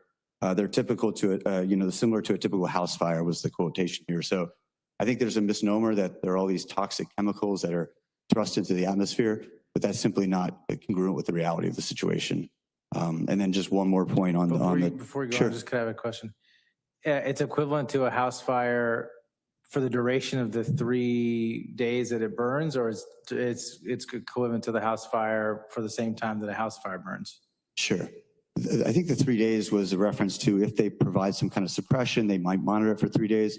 Studies have shown that even in a catastrophic failure where they induce thermal runaway in 40 cells, right, half of the unit burns out, and that fire is extinguished on its own in 6 hours. And that's with the BMS disabled and the TMS disabled. So that's worse. And the state of charge at 100%. Is there worst case conditions? And so there's a lot of third-party studies that you can read. We hired our own fire risk analysis, FRA, to do a study for us, and their conclusions are consistent with what else is out there in terms of third-party evaluations. That concludes my comments. Councilmember Figueroa? This is for the applicant as well. In the presentation, you mentioned that there'd be 40 ultra-fast charging stations. So those are level 3? Yes, sir. So those, what are we talking? Is that like 20, 30 minutes, an hour? Exactly. Yeah, no, not an hour. It'd be, the average charge time is around 23 minutes. And that's from going, 5% up to 80%, which is typically what people charge. So it would vary a little bit upon your vehicle, your battery, your state of charge, the health of your battery. But the average charge time we estimate to be between 20 and 30 minutes. And what about the remaining charging stations? What those would be level 2, level 1? What? No, they're all level 3 DC. So it's just split 2812 Tesla and ABB. Tesla is just the Tesla automobile, and the ABB provides service to the remaining fleet out there. And without the mega packs, would you still be able to have that many ultra fast stations? We would, but it's important to keep in mind that the battery storage, not only does it provide us with uninterruptible power like a wall pack would do or a generator might do, but it significantly enhances our project returns. And so if the project were to be stripped of the batteries, it probably would not clear the economic hurdles that we need to get investor support. So the project would likely die. Okay. Thank you. All right. So my comments. I saw this as part of the future that we're building. I don't happen to have an electric car, but I know a lot of folks that do, and that is trending. And a lot of the housing in Oceanside is older housing.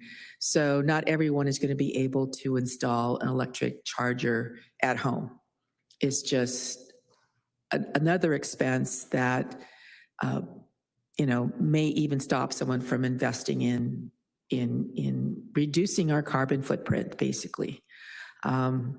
So I see this as something that is needed. I do feel that it is part of our climate action plan with respect to the site right off the freeway. Right after, there's nothing coming from the north going south. It is probably a good place to be. The concerns that have been voiced to me have been, well, would you have this next door to you? And if I was living downtown, I probably wouldn't, it probably would be fine with me, because that's the future. When I was asked the question, I said, yeah, on Mission Avenue, if there was one on Mission Avenue, which is like 3 blocks from me or 4, whatever, I wouldn't have a problem with it. And Mission Avenue is right next to residential. So it's been difficult because I know the difficult situation here is that it's new technology. And that is what we are responding to, is new technology and not so much information. We got more information tonight than I had, basically. Thank you very much for that information. I guess Councilmember Robinson found even more on the internet. So it is a difficult one for me because I'm not opposed to the site. It's very urban. My concern has more to do with trying to address the risk and trying to ensure that I can explain to our residents the safety of this. That really is the thing that I'm having a difficult time with. So we have a motion and we have a second. Please vote.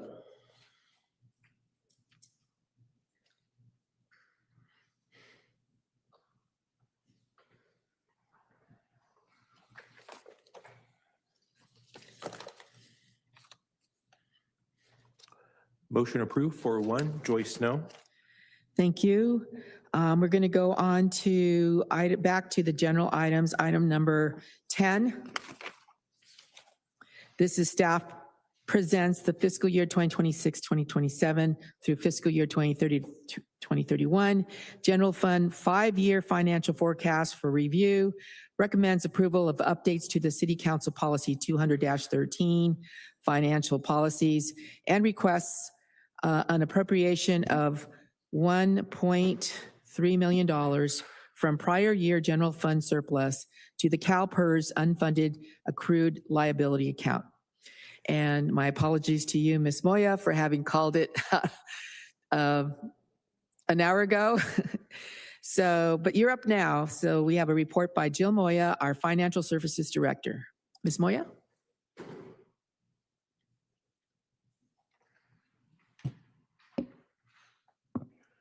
All right. So good evening, Honorable Mayor and City Council members. I'm Jill Moya, Financial Services Director, and tonight I will be presenting item number 10, the city's 5-year general fund financial forecast for fiscal years 2026-27 through 2030-31.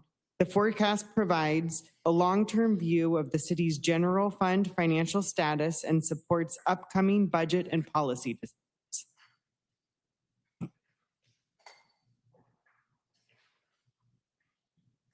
Tonight, staff recommends that City Council accept the 5-year general fund financial forecast, approve the proposed council policy update related to the use of general fund surpluses, and approve an appropriation of $1.3 million towards the city's CalPERS unfunded accrued liability. The 5-year forecast is intended to provide a forward-looking assessment of general fund revenues and expenditures. It helps identify financial trends, potential risks, and emerging opportunities over the next 5 years. The forecast is not a budget or a spending plan, but a planning tool used to inform decision-making and support long-term financial sustainability.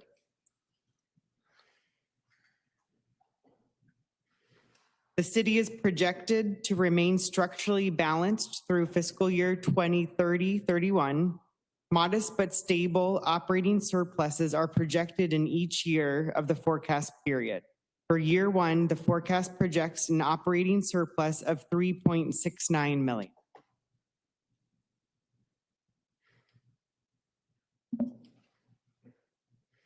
For year 1, fiscal year 2026-27, general fund revenues are projected at $238.92 million, representing a 3.2% increase over prior year's adopted budget.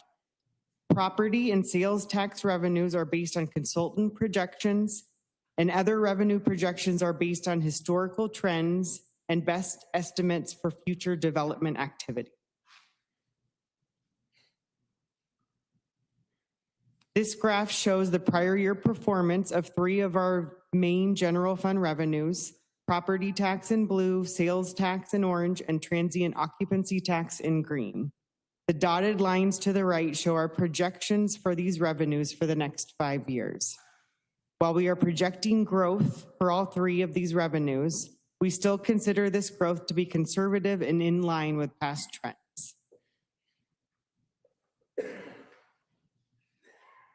For year 1, fiscal year 2026-27, expenditures are projected at $235.23 million. The forecast uses the prior year budget as a baseline with a 2% annual CPI assumption.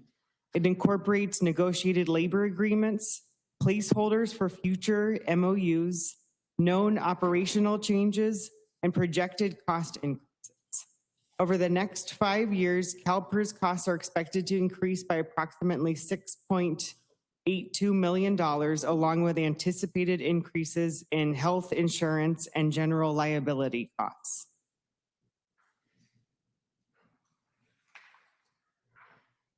In addition to presenting the forecast tonight, staff is proposing an update to council's financial policy to modify how existing general fund revenues are allocated at fiscal year end. The proposed update prioritizes restoring required general fund reserves first, then replenishing assigned fund balances used for one-time purposes, and then any remaining surplus would be allocated evenly between the unassigned general fund balance and reducing long-term unfunded liabilities.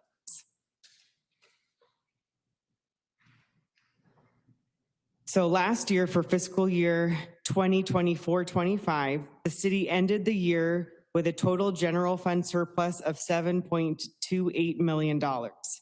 Consistent with the proposed policy update, staff is proposing that a small allocation would be made to restore the post-employment leave reserve, and then one-time uses of infrastructure reserves and San Luis Rey River reserves would be replenished, and the remaining surplus would be allocated evenly between the unassigned general fund balance and a one-time payment towards the city's CalPERS unfunded accrued liability, as shown in the table.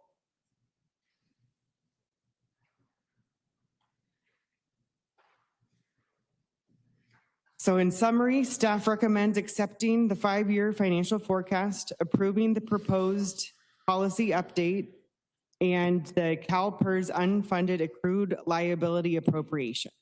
That concludes this presentation. I'm happy to answer any. Thank you. Do we have any requests to speak? We do not. No requests to speak. Wow.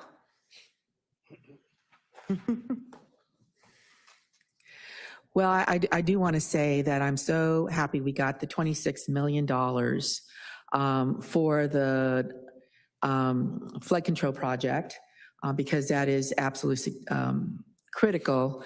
And I'm so happy that we have funds that we have stored away to be able to address the percentage of funds that we have to come up with in order to do that project. But that project is not the complete project. That's going to cost a lot more. So I'm going to move approval. Councilmember Weiss? Thank you, Mayor. Ms. Moya, on your surplus allocation chart, you had $515 for the restore the post-employment leave. Mm-hmm. I can't support 515. I'll support 500 max. I'm just kidding. I'll second the mayor's motion. I didn't think you. Deputy Mayor Joyce. Thank you. And I've had conversations with staff about this item. I'd actually like to see us, I don't support the specific change in policy. I'd like to see us get more specific with the way that those reserve funds and those surplus funds are allocated. I think we have some assigned accounts that maybe some of us know are for certain projects, but I don't think there's enough transparency in where those funds are being assigned or the conversations that we have. So I'd actually prefer that we have more robust public conversations about the funding following surpluses. So for that reason, I'm not going to support this specific policy. I'd actually like to see us develop more robust transparency within the budgeting process. Thank you. No other requests to speak. Please vote.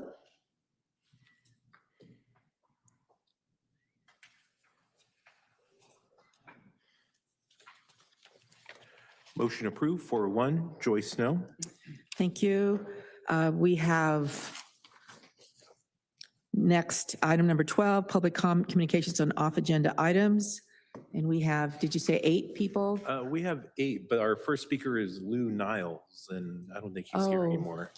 He probably included himself under presentation. Thank you, Ms. Moya.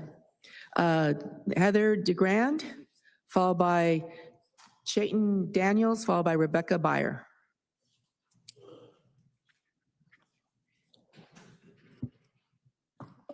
Hello, my name is Heather DeGrand, and I am still homeless, sleeping on the side curb here in Oceanside.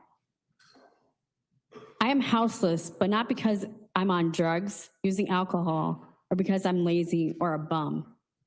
I'm a human being who fell during a hard season of life, and like anyone else, I need support to stand back up.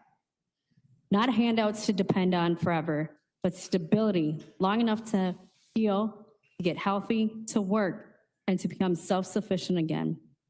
Because becoming self-sufficient is the goal. People often say things like, why don't they just get a job?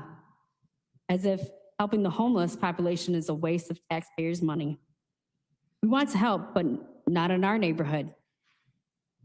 These stereotypes erase the real reasons people become unhoused. They create fear instead of understanding, and they make it harder for people to ask for help. We are not asking for sympathy. We are asking for empathy. For people to understand that homelessness is not a character flaw. It is a situation, and situations can change when people have the right support. And sometimes that support doesn't come from family or friends, but can come from a community. If we want people to succeed, we have to offer real solutions, not just to one area, but to the whole community. Housing First works truly when it is available to everyone who's experiencing homelessness, not just those who are in designated zones.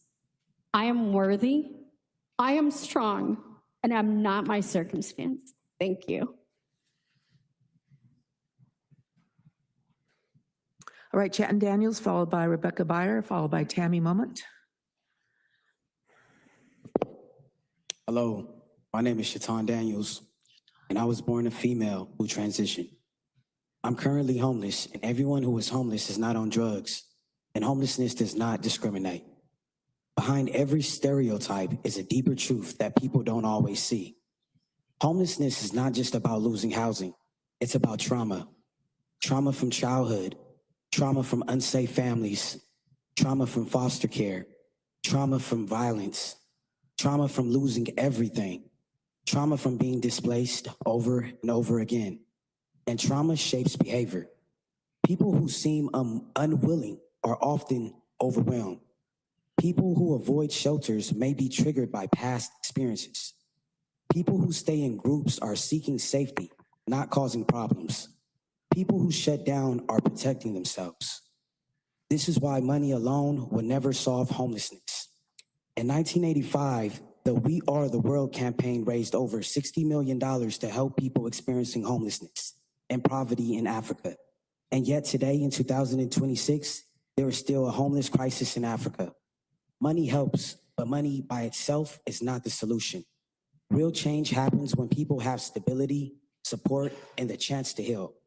You cannot expect someone to just get back on their feet while they're battling depression or trauma. You cannot expect someone to maintain a job when they don't know where they will sleep at night. You cannot expect someone to rebuild their life without a foundation. This is why wraparound services are essential. Housing alone is not enough. People need mental health support. People need case management. People need consistency. People need trauma-informed care. People need support before housing, during housing, and after housing. Thank you. Thank you. Rebecca Byer, followed by Tammy Momont, followed by Deborah Duffy. And before we move on, I appreciate Chayton and Heather coming and speaking. Perhaps you don't know our situation. We do not have any more housing vouchers. We do have the shelter. We actually have 25 emergency shelter vouchers that we received at the tail end, and we have been advised that they are not going to be extended. So we're actually in the process of trying to find housing for the 25 people that are in housing right now. And that is going to be a ginormous challenge for the housing department, again, because we do not have housing vouchers in Oceanside. The county has cut that, the state has cut that, and the feds have cut that. So what we have is a program beginning with the shelter, which is which is Interfaith, run by Interfaith, and Interfaith serves in other capacities for our city, and perhaps through that be able to find some kind of shelter, or some kind of housing. But the first step is the shelter. We do not have any vouchers. So go ahead, Rebecca Byer. Thank you. Good evening. I'm Rebecca Byer, and I live in Oceanside. I'm here tonight as a grateful volunteer and a client of the 2025 California Nonprofit of the Year, Ivy Ranch Park Association. Volunteering with Ivy Ranch has given me a chance to work with a wide variety of amazing people, both with and without special needs, spanning generations and backgrounds. It has provided me with the opportunity to learn about the care of our horses, assist clients with their learning, and provide physical and mental fitness for myself. As a client, I am finally pursuing a lifelong dream of learning to ride a horse. I'm concerned that Ivy Ranch is unable to expand their services while you wait for work to be completed, designated as a historical site. Our special community needs shouldn't have to wait. Ivy Ranch also provides important service to our equestrian overlay as an emergency location for fire evacuations, such as the Lilac Fire. I urge the council to recognize that historic designation and accessibility can be achieved together. I also ask the council to consider this when making decisions that affect Ivy's services to an underserved community. Thank you. Thank you, Tammy Momot, followed by Deborah Duffy, followed by Patrick Duffy. Hello, City Council. I'm Tammy Moment. I've lived here my whole life. I was born at Tri-City Hospital. There's a thing called VAWA. It's a Violence Against Women's Act, and it's a federal law in 1994. It got reauthorized multiple times. It provides protection and priority access to survivors who are fleeing from sexual assault, domestic violence. It doesn't also pertain to women. If the City Housing Authority service provider receives, if they receive funding like HUD or federal funds, they are legally obligated to comply with VAWA. Failing to do so is not just unethical, but it's just inhumane. It's not right. They can't discriminate to survivors because of their abuse history. It's supposed to provide emergency housing protections and including priority consideration. Survivors shouldn't have to be re-traumatized to prove eligibility. It's supposed to offer meaningful access to services, not just referrals or denials. So I went to the Department of Health Human Services, right? Because I don't have a child, I'm not worth saving. Because I don't have a child with me, I don't get to stay safe away from my abuser where he could see me because I'm unhoused living in my car. These encampment things, I want to tell you. What happens is they do the sweep. They do not have a place for these people upon doing the encampment sweep. And I want everybody to know that because I don't care what they say, I'm living it. I see it. They just tell them they have to move their stuff. And I'm not living in an encampment, but I know people personally who are, and they take away their personal items, the essential, they're already traumatized, okay? So then it's like kicking somebody when they're down even more. It's cruel and unusual punishment. to have to get the essentials all over again, being a female and going through this. I've asked, I said, I'm scared for my life. Okay. I have police reports, Oceanside Police Department filed those. I'm just saying that, you know what? I got a big fat sorry. You don't have any kids, you don't qualify. I get Social Security, I have income. But, you know, so Interfaith, Women's Resource Center. You know what? I think that there needs to be accountability because, Thank you. sorry. Thank you. Deborah Duffy, followed by Patrick Duffy, followed by Ezekiel Hensley. Good evening, Mayor Sanchez and members of the council. My name is Debbie Duffy, and I live in Oceanside. I'm here to speak before the council as a concerned volunteer and supporter of Ivy Ranch Park Association. My husband and I retired, and we decided to do something to help our community, and we found Ivy Ranch. Ivy Ranch has the most giving and accepting community I've ever been a part of. I love being with horses.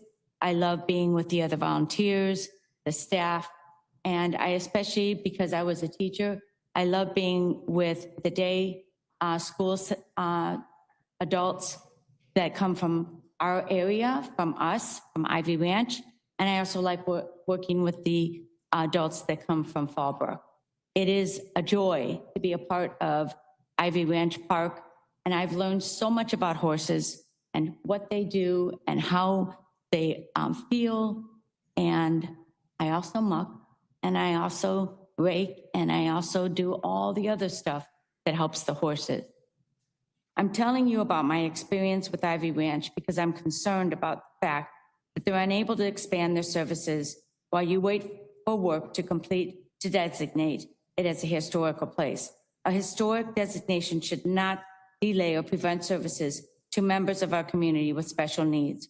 As a member of the community who relies upon and supports the work being done by Ivy Ranch, I urge the council to reconcile that historical designation and accessibility are compatible, not conflicting goals. Furthermore, I would ask the council to remember stories like mine when making decisions which impact the ranch's ability to provide services to an underserved population of the community. Thank you. Patrick Duffy, followed by Ezekiel Hensley.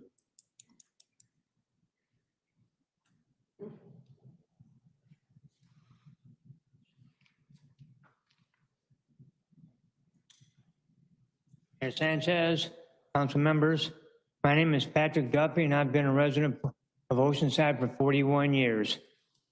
I have a background in restoring furniture. Ivy Ranch Park has brought that out of me.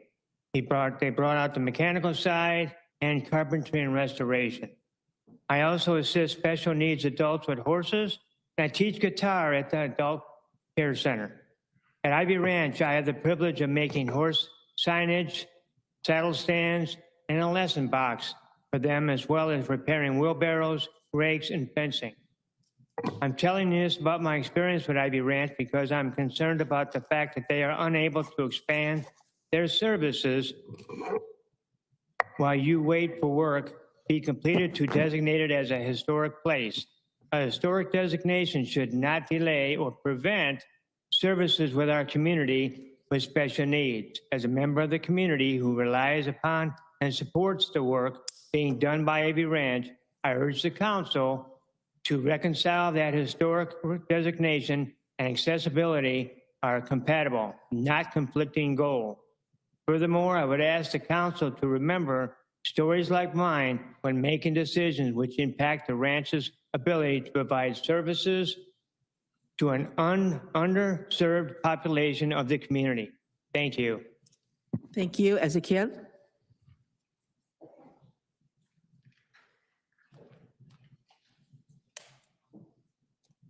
Hello, Mayor and City Council members. My name is Ezekiel Hensley. I'm Oceanside resident. I'm asking the city to deny any cannabis license, permit, or local organization involving STIZI, Shrine Group, or any affiliated entities are trusted parties of interest.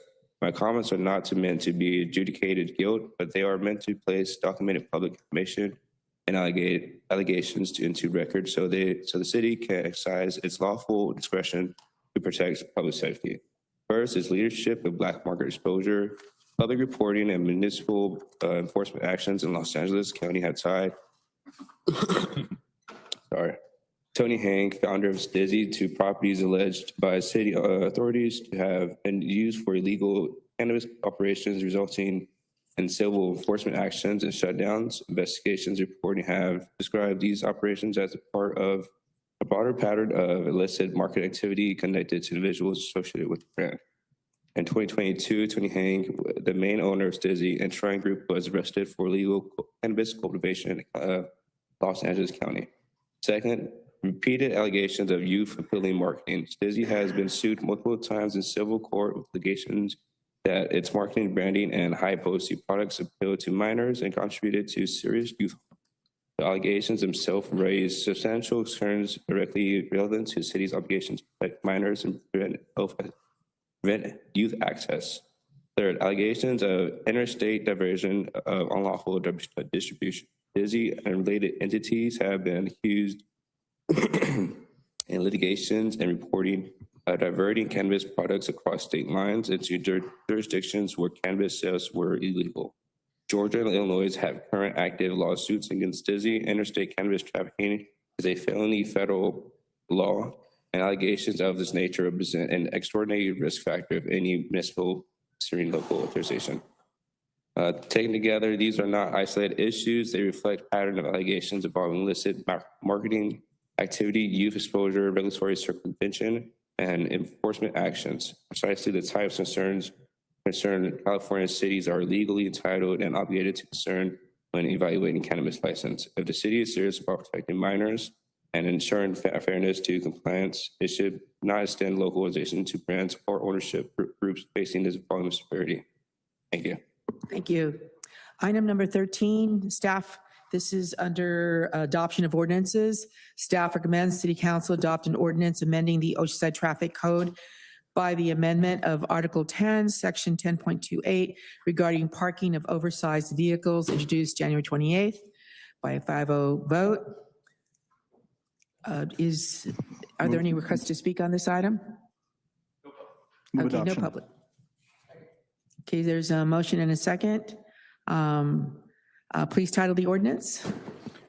Thank you. This is the second reading and adoption of an ordinance of the City Council of the City of Oceanside, amending the Oceanside Traffic Code by the amendment of Article 10, Section 10.28, regarding parking of oversized vehicles. Okay, please vote.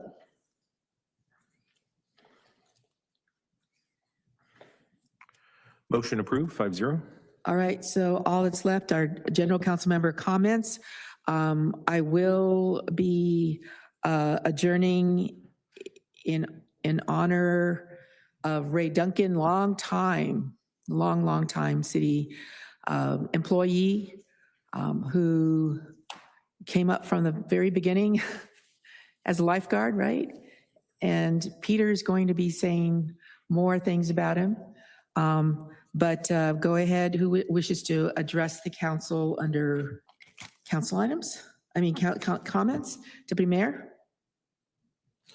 Yes, so last week was the point in time count, and I want to give a big shout out to all of our housing and community policing team, and there are people from all across our community who volunteered to go out and count the number of folks who are living outside of homes in our community. It's an experience that always changes me. I always learn and understand the people living around us better and get a better sense of the holes in our system. More that I talk to service providers, the more that they are reflecting the line that we kept hearing, that the fastest growing group of people that are becoming homeless are our seniors. They're seeing that happen now, and it's kind of shocking to those that are providing those services. And it's pretty shocking to the system when you're talking to folks who are really struggling just to make it. So it's a morning, an early morning that is a another rededication to the important work of trying to get people out of the cycle of homelessness. And I just want to thank our staff who show up very early. I'm not sure if they even get sleep to that night before the 4 a.m. launch. Friday night was the OFD awards night, and there were some pretty amazing shout outs to our firefighters and lifeguards and the work that they did over the past year. And so many, because of some of the work that we've done at council, there's been so many that are raising up and getting promoted. And it was really awesome to see their family just over the moon about being recognized for that important work that they do on a day-to-day. And then I'd also like to add comments at the adjournment whenever it's appropriate in honor of Leslie Velasco. Councilmember Robinson? Thank you. Also went to the fire department event. It was really good. And the other thing I did yesterday through Cal Cities, they had a webinar on Care Court, which, just talking about the homeless thing, I think it was really interesting, a lot of good information. I don't think we in this county are using it enough, but if you're okay with it, I'll forward it to everybody. I just got the recorded version of it, and I'll forward it to you, so at your spare time, if you want to hear what's going on across the state with it. I think it's interesting. And I don't know if it's appropriate or not, but because there were so many talking about Ivy Ranch, and something started with that, and we haven't really got an update. Maybe the city manager could either, if it's real short, or you could prepare a pass-through memo or something. I don't know what's going on with Ivy Ranch. Yeah, Honorable Mayor and council members, yes, I would definitely, I would go ahead and provide council with the update and pass-through memo. I'm happy to do that. All right, yes, I also attended the firefighter annual pinning retirement celebration. It was fantastic. So many families that support our firefighters, or brave firefighters. We have the best anywhere. So it was really wonderful to see that. Got to sit for a bit with Willie Buchanan because he was there to support his son, Will Buchanan. So it's just, kind of like a passing of the torch in a different way. But obviously the family's just so proud. And so every family was like that. And it was really, really great. It's great to see some of the firefighters that are rising through the ranks. And again, I think we're all doing really, really well. I did attend the Arts Commission. I did attend CRC last night. And we'll start with Ray Duncan. Ray Duncan was, wow, he was a fantastic guy. And tell us, Peter, about Ray. So if I recall everything, so Ray worked for the city for almost 50 years. Yeah. He did start out as a lifeguard. If you knew Ray toward the end, you kind of wonder how he would have fit in Speedos, but I guess at some point he did. He ended up, I know he got promoted to aquatic supervisor, and when he retired, he was the Harbor and Beaches division manager. And what I remember most about Ray is any event, whether anything from beach soccer to Ironman to things on the beach, a 10-year-old kid couldn't blow out his birthday cake without Ray getting in the way. He was involved in a variety of things, not just with Harbor and Beaches, but with the community as well. And I know if his family misses him, and I would just ask that you keep both Ray and his family in your thoughts and prayers. Thank you, Peter. And yeah, he was phenomenal, larger than life in so many ways. He was always there. And always with a smile, always positive. His light really shone. I didn't realize it was 50. I knew it was a long time, but wow, he was really great. And then I understand Leslie Velasco. Yes, Mayor. So I just asked that we also honor Oceanside High School student Leslie Velasco, whose life was cut short this week. I want her family and the OHS community to know that our hearts are with them in this incredibly devastating time. Many of the community members met down at the pier tonight for a vigil. Leslie was a beloved community member of the Pirate family. She's proudly served on the cheer team for 4 years. She brought spirit, dedication, and heart into everything that she did. She was also an exceptional leader and scholar. She was on the OHS School Site Council, a member of the National Honor Society, an advanced orchestra for 3 years, and she carried a 4.0 GPA, which is incredible. Her involvement and character and passion left a lasting impact on our school and our broad community. Leslie will always be remembered for her kindness, her leadership, and her pirate pride. Thank you. So we are continuing the proclamation in honor of National Black History Month until the next council meeting. And we're going to adjourn to the next meeting, which is February 18th, 3:30 p.m. And let's stand.